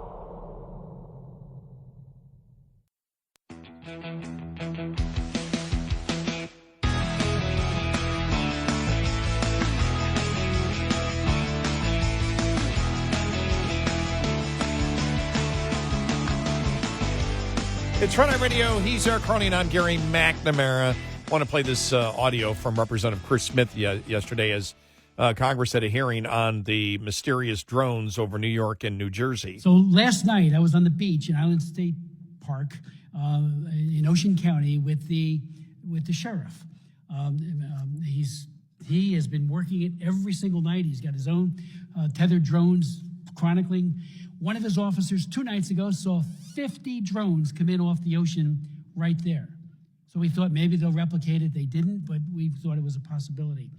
Last night we had a number of other people there, including a commanding officer from the Coast Guard, who said that one of their 47-foot motor lifeboats was followed by between 12 and 30 of these drones as they went through the water. All right, now taking the conspiracy theories out of it, because it's everything. I mean, I'm reading one right now. So the mystery drones, this is confirmed now by our congressman, and it's not the first report of transmedian, meaning a craft that can travel in multiple medians, underwater, in the sky, activities. Well, we have no idea. I mean, that's people are making great assumptions. The problem is, and we all know what the problem is, that we've got a ton of illegal immigrants and possible enemies and terrorists in the United States. Yep. Are they directing drones coming in from offshore? Right. Are they able to get drones here in the United States and use them?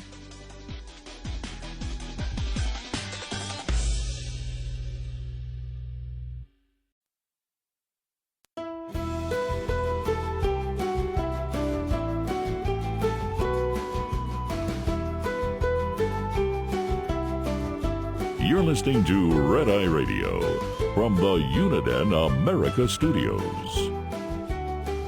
Download our Red Eye Radio app today, and you can listen when and where you choose. I'm Gary McNamara, along with Eric Harley.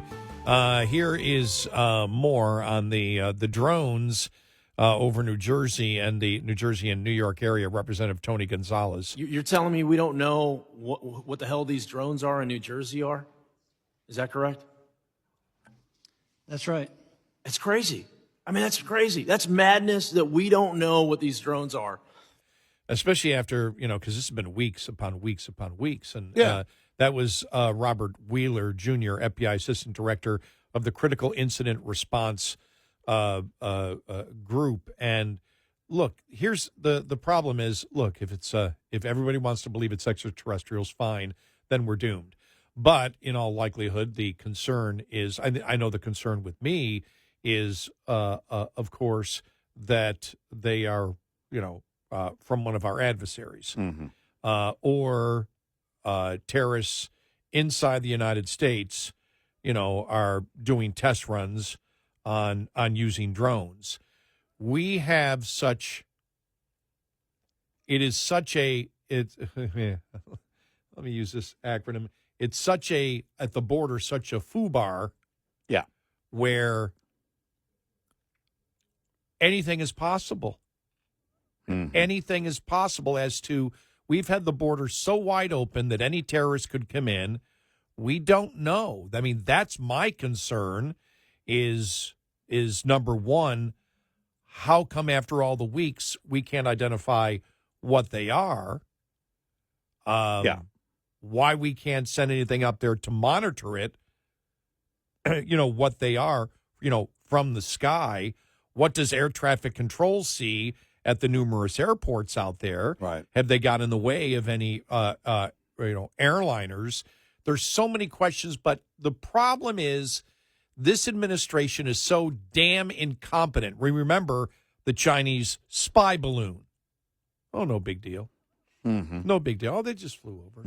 They weren't going to tell the American public what was going on, the United States government. This administration does not have the best interest of the American public. They've never had it. the best interests of the American public. That's my concern. And there's such incompetence. There's so much, as we know, when you have a government, think about this, liberalism has gotten to the point where you can give them billions of dollars and they can't spend it. They can't spend it because of the DEI, because the rules change every minute. And they run into their own rules at every turn. You know, this thing with the drones, let's say, I don't know, at its most innocent is a prankster, someone trying to get attention or just trying to accomplish something, a tech geek that is doing this. The response to it is sending a message to enemies. Well, here's one way you could get this done. Here's one way you could breach the U.S. Here's one way you could attack citizens. Because it seemingly takes forever for officials to find out what the hell's going on. The response is what sends a horrible message. Yeah, well, we don't know. We don't know. The actual answer should be, there's a full investigation. We're going to find out very soon. And any laws that have been broken, we're going to hold those people responsible. But we're close to finding out. Even if that isn't wholly accurate, because tell me what is coming from the current administration, you have the confidence and you demonstrate that confidence to a would-be enemy.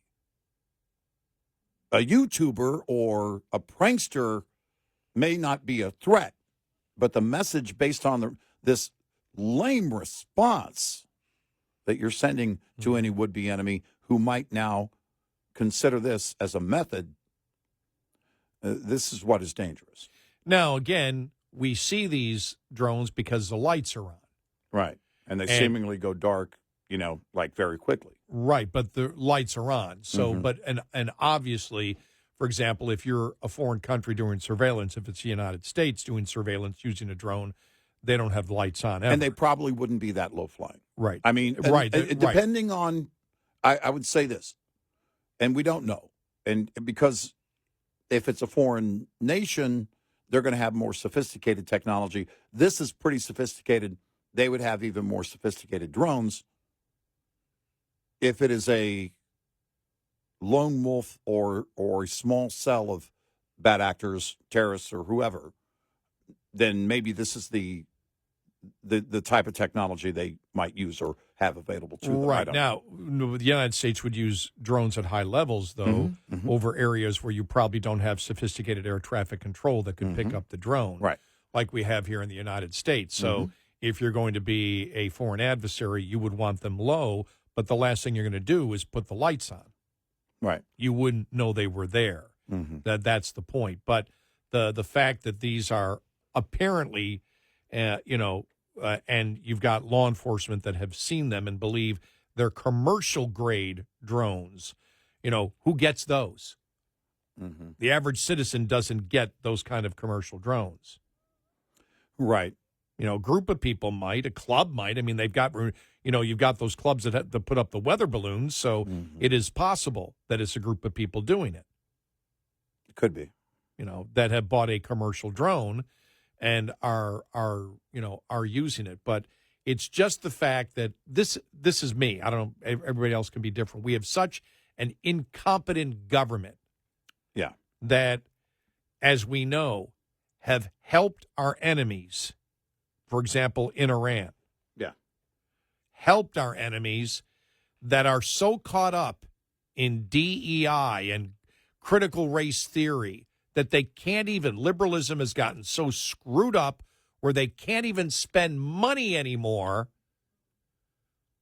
I have no idea whether anybody's actually doing their damn job. Right. That's the problem. Well, that's it. Again, it's what we don't know what the drones are or who's responsible for the drones. But the response to the questions is the wrong tone. That's, I mean, it's like, yeah, we don't know.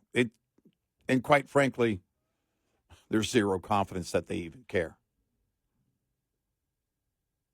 And that's tragic. It's dangerous. Because if this is not someone who looking to do harm to others or harm to the U.S., then those that are looking to do harm to the U.S. could learn something from it based on the non-response. And the other thing is you worry about terrorism because apparently some of the drones were near Trump's golf course. Mm-hmm. Right. And so at that point you say, okay, that would be how if you want to take out a U.S. president, that would be a way to do it, with the drone. Yeah, that's the question is, because you have to put into your mind, the planning of anything nefarious. Is this somebody planning something? Are they looking to determine the range of these drones and what these and the capability of the drones? How this isn't handled already is mind-boggling. But any of the big governments that have these drones would want to keep them hidden if they're doing surveillance. If it is a government, yes. Right. Yeah. Yeah. They wouldn't want you to see the drone. Right.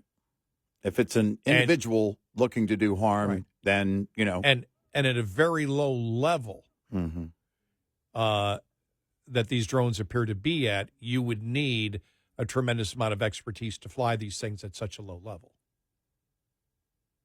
That's one of the things I've seen from some of the experts, that there's very little time to correct yourself if you make a mistake at low levels. Mm-hmm. Yeah. And they don't want a mistake to be made if it's a foreign government. Right. And so, like I said, that's why the mystery is there. But the fact is it could just be, groups of people doing it, and it's saying it, it came in from off the ocean. Well, you can fly over the ocean, then come over again. Remember, these if you talk about, the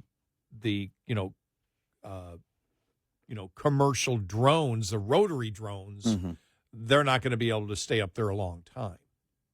Right. The other ones, yes. I mean, but those, when we talk about those kind of drones, the unmanned vehicles, the ones that we use to fight, those things can fly, they're flying at, I don't know, what they probably can fly, 60, 70,000 feet? Yeah. So you'd never see them to begin with. Nope. These things are so low-level flying from what the reports are, then you have to say, well, wait a minute, they've got lights on, we can see them, and that almost eliminates the fact of, well, that's for reconnaissance from a foreign government because they wouldn't want it to be seen. Right. So who knows? Yeah. But like I said, to me, it just brings up the incompetence of our, our government. That's what it brings back again, especially after the whole Chinese balloon fiasco, where they didn't want to tell us this. They weren't going to confront China. They just weren't going to tell anybody. Right. Turns out it was Eric Swalwell's girlfriend floating a balloon over Montana. Stop it. That's the thing, is that the response to that set the tone. We should know by now who's operating these drones. That's the whole point. And by the way, afterwards, all these drones we see all over the place right now, maybe just people throwing them up there because it's a news story now. Right. It could be a bunch of copycats or some kind of, I don't know, a drone club, like that balloon club thing that happened. But you think about it now with the drone. I had never seen a drone show till the one near me. Right. When I saw the video. Oh, my God. It'll scare the hell out of you if you had no idea what it was. Like, what Can you imagine being in a field? Because I was actually at an event, and it was in Wyoming. So a bunch of flat land, right? Because they have to have plenty of land, flat area, at a little bit of a distance, right? So they can all take off and they start to hover at the same time. While they were setting them up, they were testing them, the group. It's weird looking. If you didn't know what you were looking at, frightening. Well, it'll kind of freak you out. Well, when they were, it's cool to see in terms of the show, but it would definitely freak you out because I was watching it during the day when they were doing setup. well, when they were talking about doing the drone show over the Bills game a couple of weeks ago at Highmark Stadium in Buffalo. Remember when they had that snow? And I'm thinking to myself, there's a storm going on. They can't put up the drones. And finally, the day before they cancel it, I said, well, thank God. If you're putting up 1,000 drones, somebody's going to die in that. It's not going to work out for you in that kind of weather. Right. And so they thought better of it and didn't do it. Right. And so we're talking about, again, the regular drones people use, the commercial drones that may be larger, but then you have the huge jet power drones that are unmanned that fly way up there that we use, for surveillance. Right. And that would be my thing. If foreign governments are doing surveillance, they don't need to be that low. Right. And they wouldn't have their lights on. Right. 866-90-RED-EYE. Get in touch with Red Eye Radio, toll free at 866-90-RED-EYE.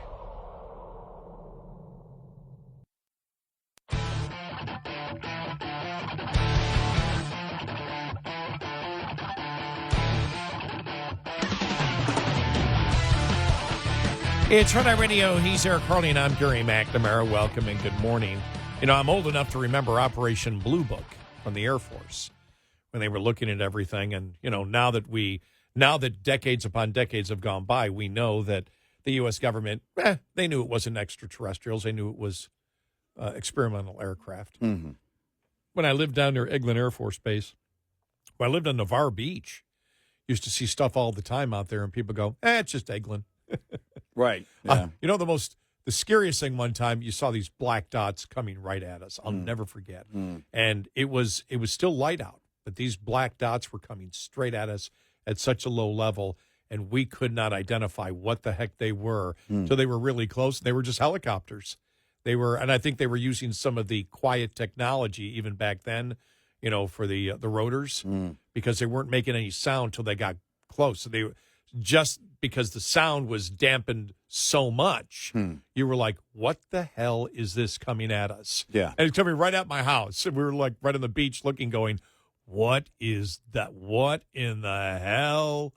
And we weren't scared. We figured it was something from Eglin, and it was just helicopters. Like 7 or 8 helicopters in formation. Yeah. The cell phones today now have such great camera technology. Hopefully the blurry images will get better. But I was out, one night, and my wife comes out. She goes, what are you doing? I said, look at this. This massive light is just hovering over our street. She goes, congratulations. You got a picture of the street lamp. Let's go to bed. It was apparently just the street lamp.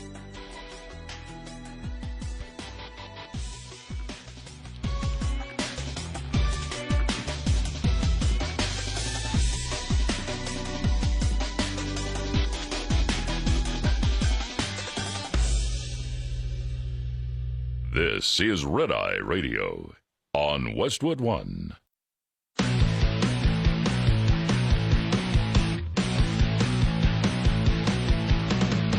Now, it's Red Eye Radio. Gary McNamara and Eric Harley talk about everything from politics to social issues and news of the day. Whether you're up late or you're just starting your day, welcome to the show. From the Uniden America Studios, this is Red Eye Radio. All across the USA, we are Red Eye Radio. He is Eric Harley, and I'm Gary McNamara. Good morning. Hello. All right, in other news, a majority believe President-elect Donald Trump has a clear mandate to enact his agenda. Latest polling from Rasmussen. The poll states Donald Trump won the election with a majority of the popular vote and 312 electoral college votes. Is this election a mandate for Trump's to enact the policies he campaigned for? 53% of likely voters said yes. The election is a mandate for Trump to enact his policies. 32% say no. 13%? I don't know. 13% are Googling the definition of mandate. I'm a good data man. What? What's the mandate? So, Exactly. but those I'm are busy Friday. By the way, those are landslide numbers when you look at the difference, which would be 23 points. Yeah. There. You know where he has a mandate? He has a mandate on every single policy, major policy that he has proposed that the American people agrees with landslide numbers. That's where you have a mandate. And so, one of the things that he's talking about, this is going to be interesting to see how he does this and whether he can do this alone or whether he would need congressional approval. I would think probably some congressional approval would be needed for this. But I found it interesting yesterday. Trump said that any person or company investing $1 billion or more in the United States will receive fully expedited approvals and permits, including, but in no way limited to, all environmental approvals. Trump wrote in his Truth Social platform on Tuesday, writing, "Get ready to rock." Now, no details are in it. How do you do that? Well, I'm guessing there's going to be some exceptions. Setting the tone, setting the tone that, look, we're open for business is the proper thing to do. If you're going to send out that message, there will be an expedited process on approvals for companies who are committed when it comes to investment in the U.S. And you stop there. You don't, because you can't go any further with that. Well, here's, and I mean, that's essentially what he said. But when you talk about environmental things, look, I'm with you on that, because the Obama administration really ramped that up. Not that they were the first administration to do that, but the EPA stuff is over the top garbage in way too many cases. The problem would be the lawsuits from other companies. If you're coming in saying only new money doesn't have to follow these environmental regulations, Sure, yeah. And other companies that already invested previous to that in the United States don't get it, that would be thrown out in court. Well, it would be, okay, my question would be, are you talking about, like, I don't know, if you come in and you're going to invest in this, this plant, a manufacturing plant or whatever it is, and you got to come in and do all of this, and they're going to have to do, I don't know, soil testing or some kind of testing. Are you saying the process is going to be expedited, or are you saying they will be given certain considerations and exemptions altogether? And, when you talk about exemptions, well, that's where you get into the territory. Well, if you talk fully expedited, what you're saying is we'll do it quicker. It doesn't mean the rules are changing. Exactly. It'll happen quicker. Exactly. Right. And so if you have I think the process should be expedited for all companies, by the way. Well, that would be the thing. If you're expediting it for one, and not companies that are already here, right, there's where the lawsuits would come in also. Yeah, we had to spend, whatever it is, we had to spend $1 billion on whatever was required, and took us way too long, which cost us money and everything else. But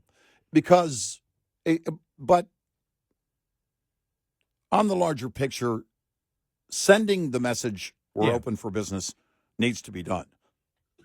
One of the things that on energy that needs to happen is sending the message that we are going to strive for a longer-term energy plan that goes beyond an executive order.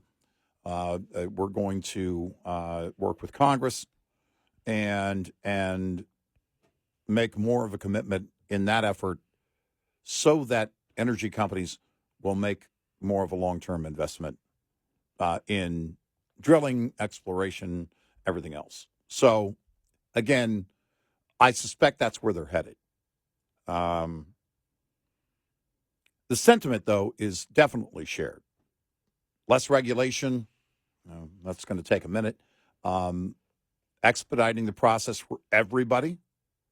I don't think it should be $1 billion or more, but we are talking about, job creators. We're talking about large companies. We want to invite them, those large companies, here. But it's going to benefit any company that has to go through that process.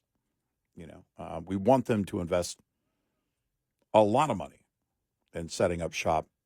But one of the incentives will be deregulation on every level, not just EPA, but on every level.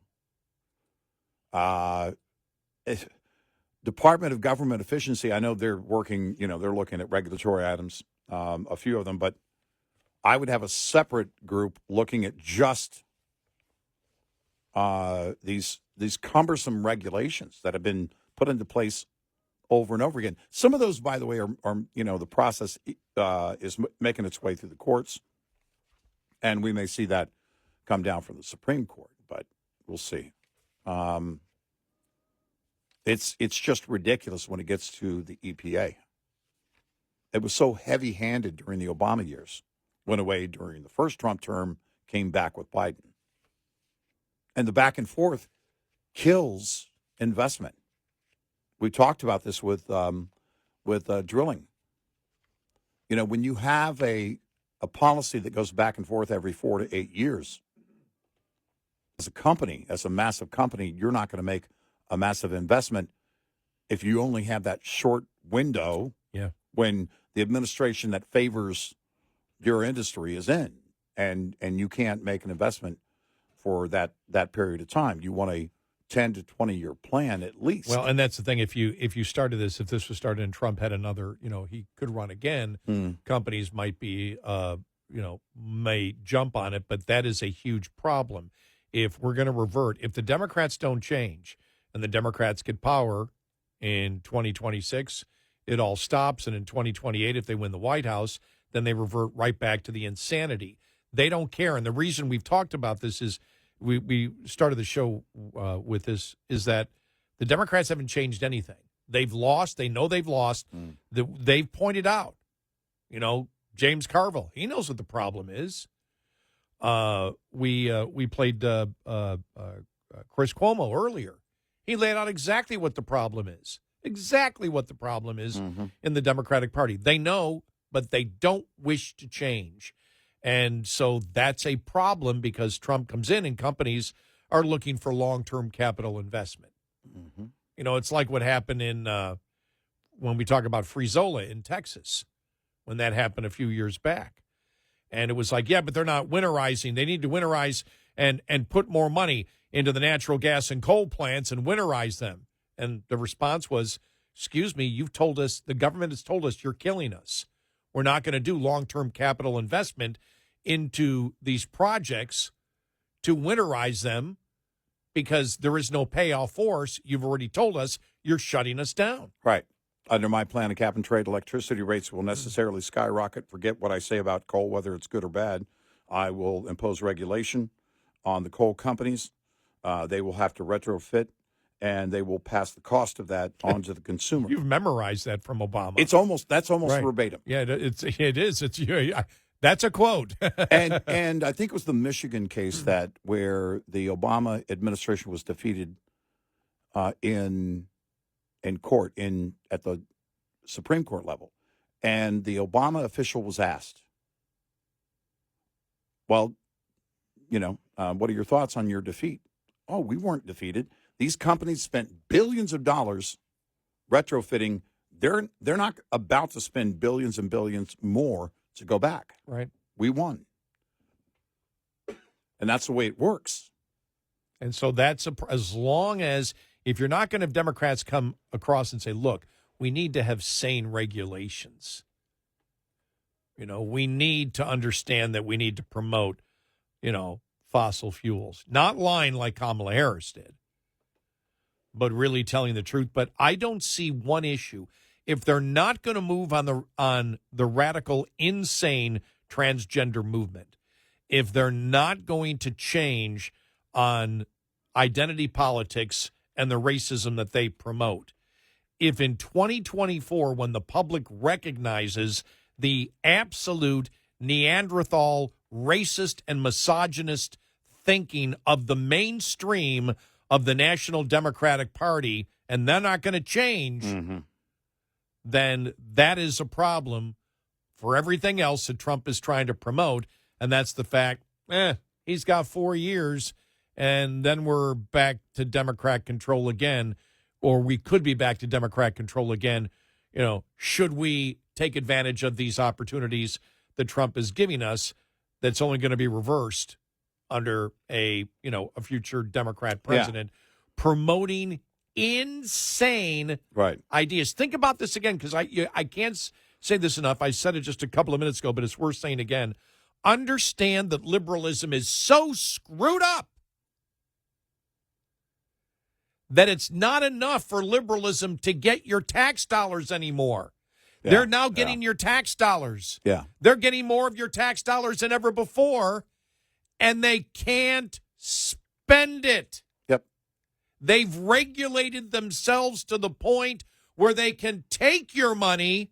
Think about how incredibly insane that is, that liberals who want your money to spend the money have put in so many regulations that they've got the money. It's sitting right there. They can't spend it on the projects because of DEI, environmental regulations, permitting is so insane that they can't move anything forward. Liberalism is destroying itself.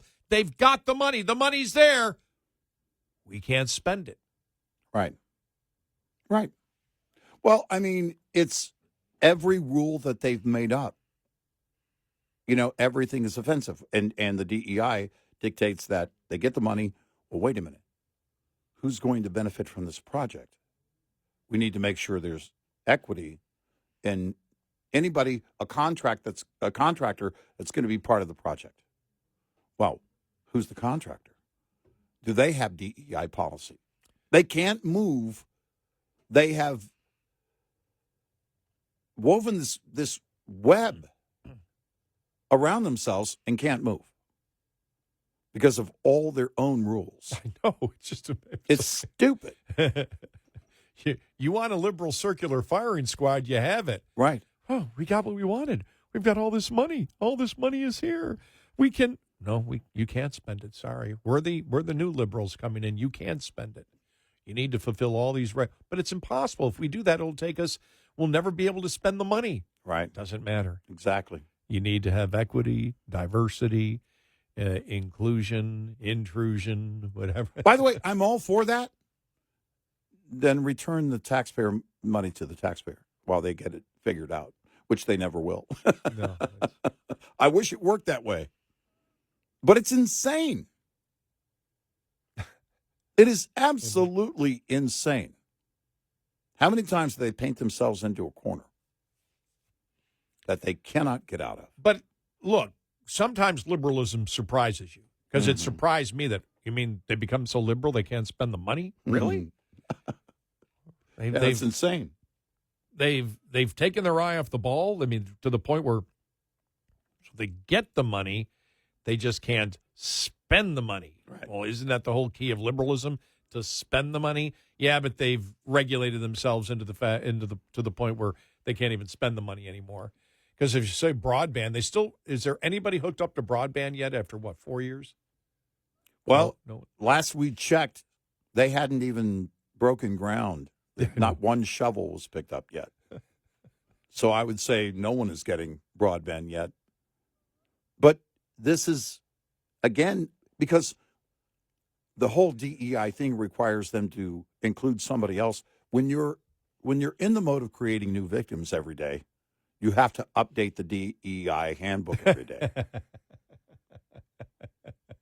And the victims, as pointed out by the handbook yesterday, are now oppressors. Right. That's the problem. Every day. Okay, we can start tomorrow. No. We got a new victim. Project. New victim, new oppressor. Yeah, sorry. 866-90 Red Eye.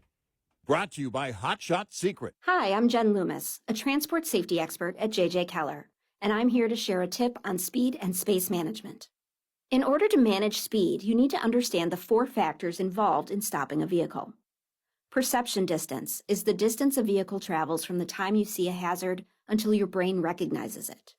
The perception time for an alert driver is approximately 3/4 of a second. Reaction distance is the distance a vehicle travels from the time your brain tells your foot to move from the accelerator until your foot hits the brake pedal. The average driver has a reaction time of 3/4 of a second. Brake lag distance also needs to be taken into account. When operating a vehicle with air brakes, it takes about 1/2 second for the mechanical operation to take place. Finally, braking distance is the distance it takes a vehicle to stop once the brakes are applied.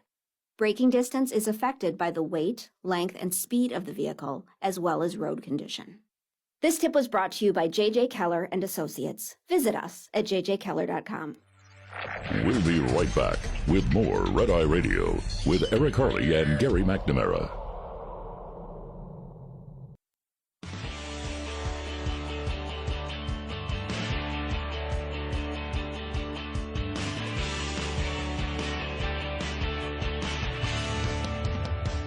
It's Red Eye Radio. He's Eric Harley, and I'm Gary McNamara. I'm just looking at this video, and it's from News Nation, and it's talking about the drones over New Jersey, and it's like White House says Biden is aware of the drones, and my first thought was, no, he's not. No, he's not aware of it. Not aware of anything. They could be hovering right in front of his face. He's not aware of the drones. No. No. It's going to be fascinating to see how this all ends up. It really is. The drone thing? Yeah. Or the Biden thing? No, we know how the Biden thing's going to end. It's going to be January 19th at 5 till midnight. He's going to pardon himself. He's going to pardon everybody in the Democratic Party. Liz Cheney, Dick Cheney. Did you see Schiff said he doesn't want a pardon because it will make him look guilty as a senator? Yeah. Right. You notice because I think they did the trial balloon on that. I don't think there's I wouldn't be surprised if he did not pardon everybody now. Because Schiff coming out and saying, I don't want a pardon. Right. I didn't do anything wrong and blah, blah, blah. And And I'm thinking that because the leaked talk about him doing that has died down the last 48 hours. Yeah. And so was that a trial balloon? I'm not saying that he's not on the last day going to say, everybody in my family is now immune from any type of prosecution. That's a definitive possibility that he will do that. I think he will protect his family. Yeah, and I was kind of looked at the list beyond his family as cover for his family where he could, and Joe Biden and my brother James and every member of my family. But, yeah, we'll see where it goes. Well, maybe since Schiff won't accept it, he could give his to Dick Cheney. Exactly.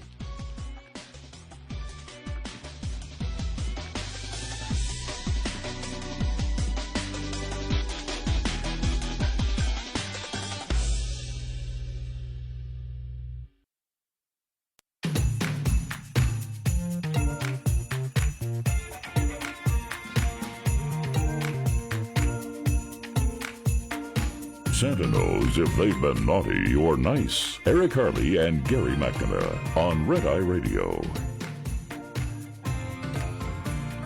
And he's Eric Harley, and I'm Gary McNamara. Welcome and good morning. The Christmas music just made me realize I went by the Salvation Army kettle the other day. Yeah. And Santa was there.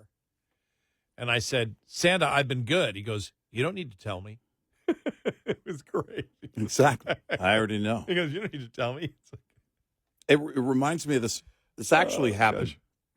My grocery store near my house. This goes back 5 or 6 years. It's like December 22nd, somewhere around there, just a few days out. I turn the corner on this aisle, and it's in the afternoon, evening hours. Typically, every aisle has several people on it, right? Mm-hmm. At least a few. It's me and this other gentleman. He's about 6'3", long white beard.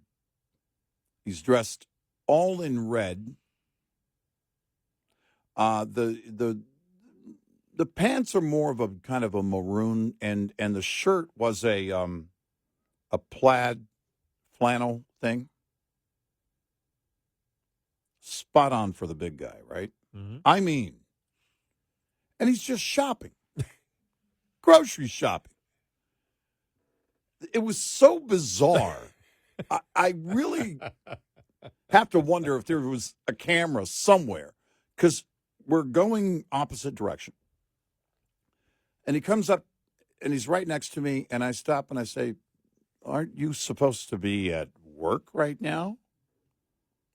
And he says, "I have people that do most of the work." Didn't skip a beat, huh? Didn't skip a beat. Glasses and all, round glasses. I've lived in this neighborhood for 30 years. Had never seen the guy before. Haven't seen him since. And that's my main grocery store. It was so weird and cool at the same time. He knew what he was doing. Mm-hmm. And I thought to myself, he's going to have to put more in the basket there if he wants to fatten up in time for the big night. But it was so wild. It was so wild. He probably was one of those guys that, gets out there and, is a Santa helper and hires out for malls and stuff. He should if he's not. Remember the talk radio topics 20 years ago? Is it right that we have a fat Santa? Is that sending the wrong message to kids? Should we be promoting that Santa is on a diet with fewer calories and fewer carbs? We don't have any more. Remember all the manger scenes on public property? None of that stuff. We don't have any of that stuff anymore. Well, because number one, you can't fat shame, because that would be fat shaming today. Oh, okay, that's why. Right. All right. Look, back then I was on board with, when I get really old, I want to be so big I have awake apnea. At certain points, I just stop breathing. Okay. But no, I mean, it was, I thought to myself, just unbuckle the belt then when you start breathing. If you kind of look like the guy and you can grow the beard and the whole thing and have some fun and put some smiles on faces, right? At this time of year, I've always thought in the past, man, if I can do that one day, that must be great to do. That must be a great gig to do. And, it was, we can't do this and we can't do that. I'm offended. Or the people, remember, that would be offended for other people, right? We can't put that up at City Hall because other people might be offended. Remember the atheists who were offended? It's like, well, you don't believe in anything. So, I mean, if you don't believe, it shouldn't be a problem. I guess we have bigger problems now. Yeah. I guess this is what happens when, as we've talked about, when the hypothetical, the hypothetical narratives hit reality, then nobody's talking about it. The stuff that we used to talk about. Right. It's like and there used to be talk radio topics. I remember, because political correctness around Christmas was so huge. You don't hear anything. Maybe one story will come out and everybody ignores it.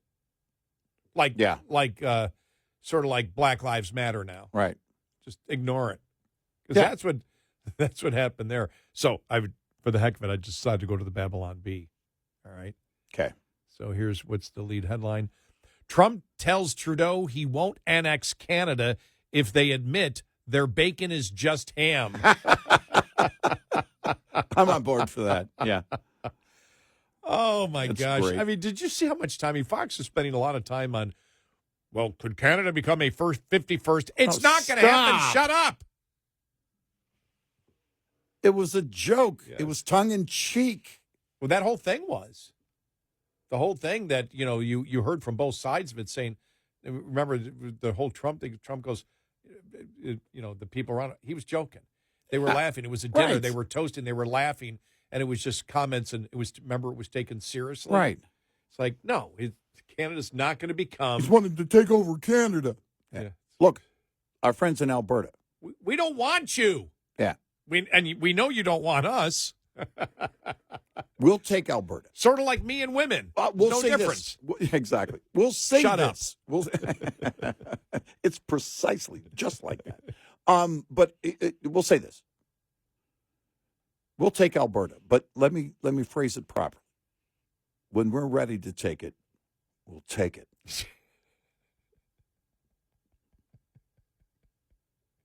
Until then, enjoy Alberta. No, I mean it's so frenzied. Should we? Can't look. Let's be honest. Canada's just mad at us because they want their national sport, hockey, back. Yeah, that's true. That's true. Make hockey great again. MHGA. Well, I make Alberta great again. You don't even have to change the hat. That's Just true. put You MAGA, don't. Yeah. right? Wait, Alberta's always great, though. The problem is we played the audio of the premiere of Alberta the other day, and on oil. Oh yeah, we want to ship as much to the United States as we possibly can. Right. Keystone XL pipeline. We'll help you with that. Yep. We got a ton of stuff. We're ready. But the headline I like the most, because I've witnessed this in my neighborhood a lot. The headline I like the most in the Babylon Bee: inflatable snowman begins to wonder what the point of existence even is. Oh, that's funny. I love it. Why do people put those? I mean, they're up all over my neighborhood, but they're never inflated. They're inflated for a day, and then during the day they're turned off, and and they're all just crumbled on the lawn. I'm like, and I'm sitting there going, wait a minute, where's my homeowners association? Yeah, they're hit every little stinking other thing, and all these inflatable things are dead. Right. For the month of November and December. Right. Are these people getting notices? Right. Are they getting fined? Are they losing their homes over the fact that they can't pay the fines? I want them to lose their homes. A buddy of mine went, and a buddy I've known since like 5th grade from Del Rio. He went, the lighted deer. They're just basically lights in the shape of deer. Yes. Mm-hmm. He got a couple of those, right? And he got them, and he said, I got them out of the box. And it was just, everything was so tangled.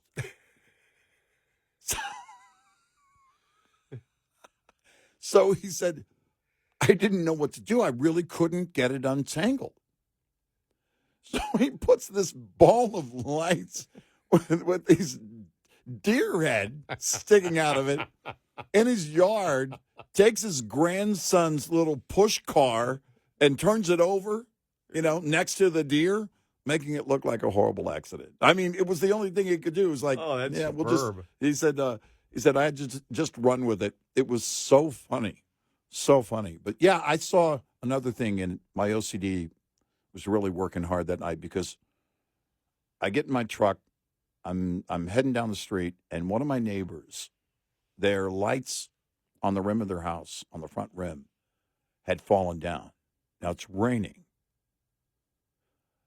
It took everything, and look, it's 11 o'clock at night.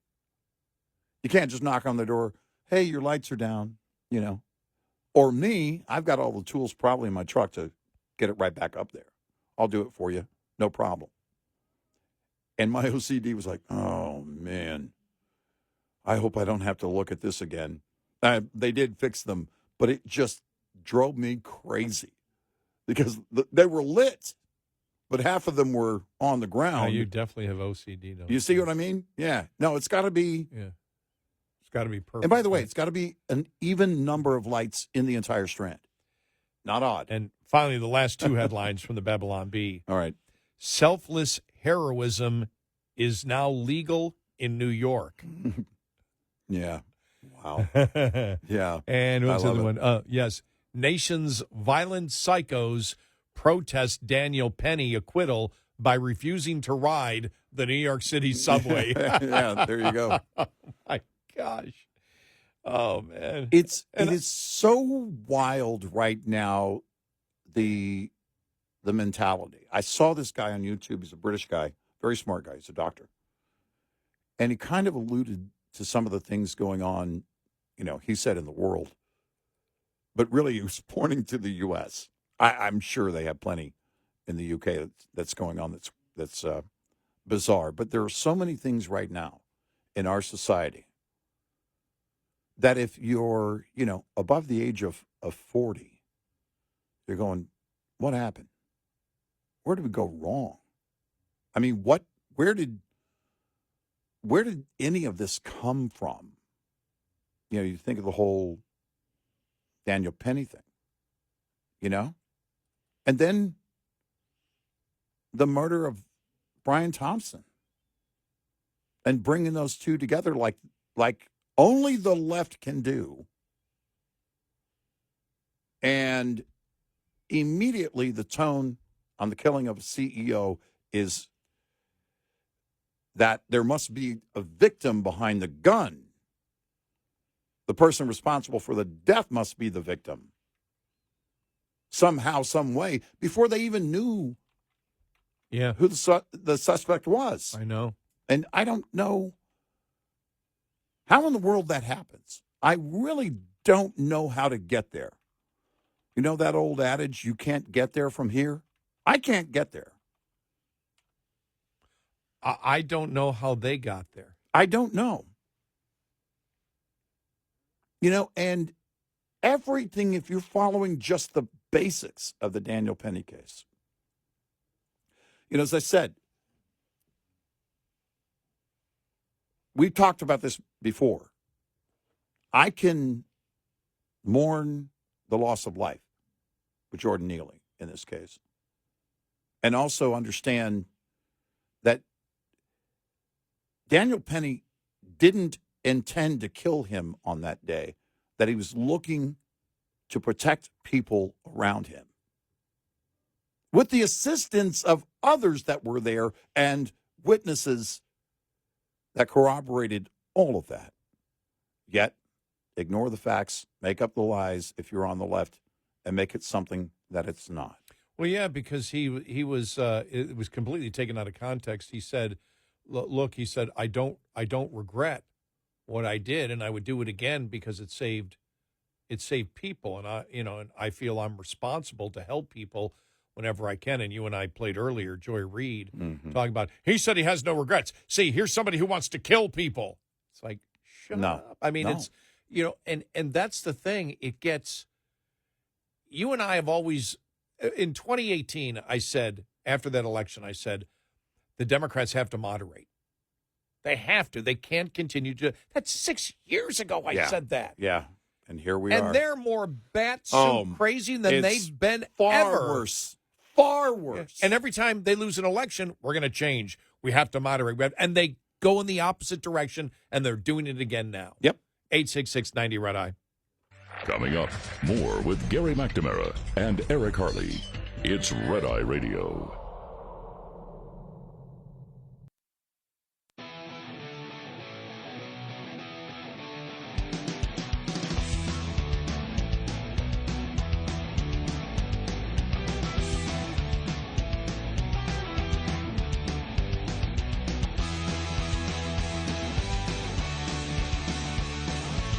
It's Red Eye Radio. He's Eric Harley, and I'm Gary McNamara. I'm just reading this editorial, Wall Street Journal. Congestion tax Kathy wants your vote. Did you see where she's now talking about giving a refund check to New Yorkers by the end of 2025? It's like, wow. We're just going to tax you more, and then we'll throw a refund at you here and then. Right. Like, wow. Yeah. It's like, that's, wow. You talk about botched. What was her approach? Oh, I think I can do the congestion fee, the congestion tax better. Those doing it before weren't doing it right. I can get this done. Wow.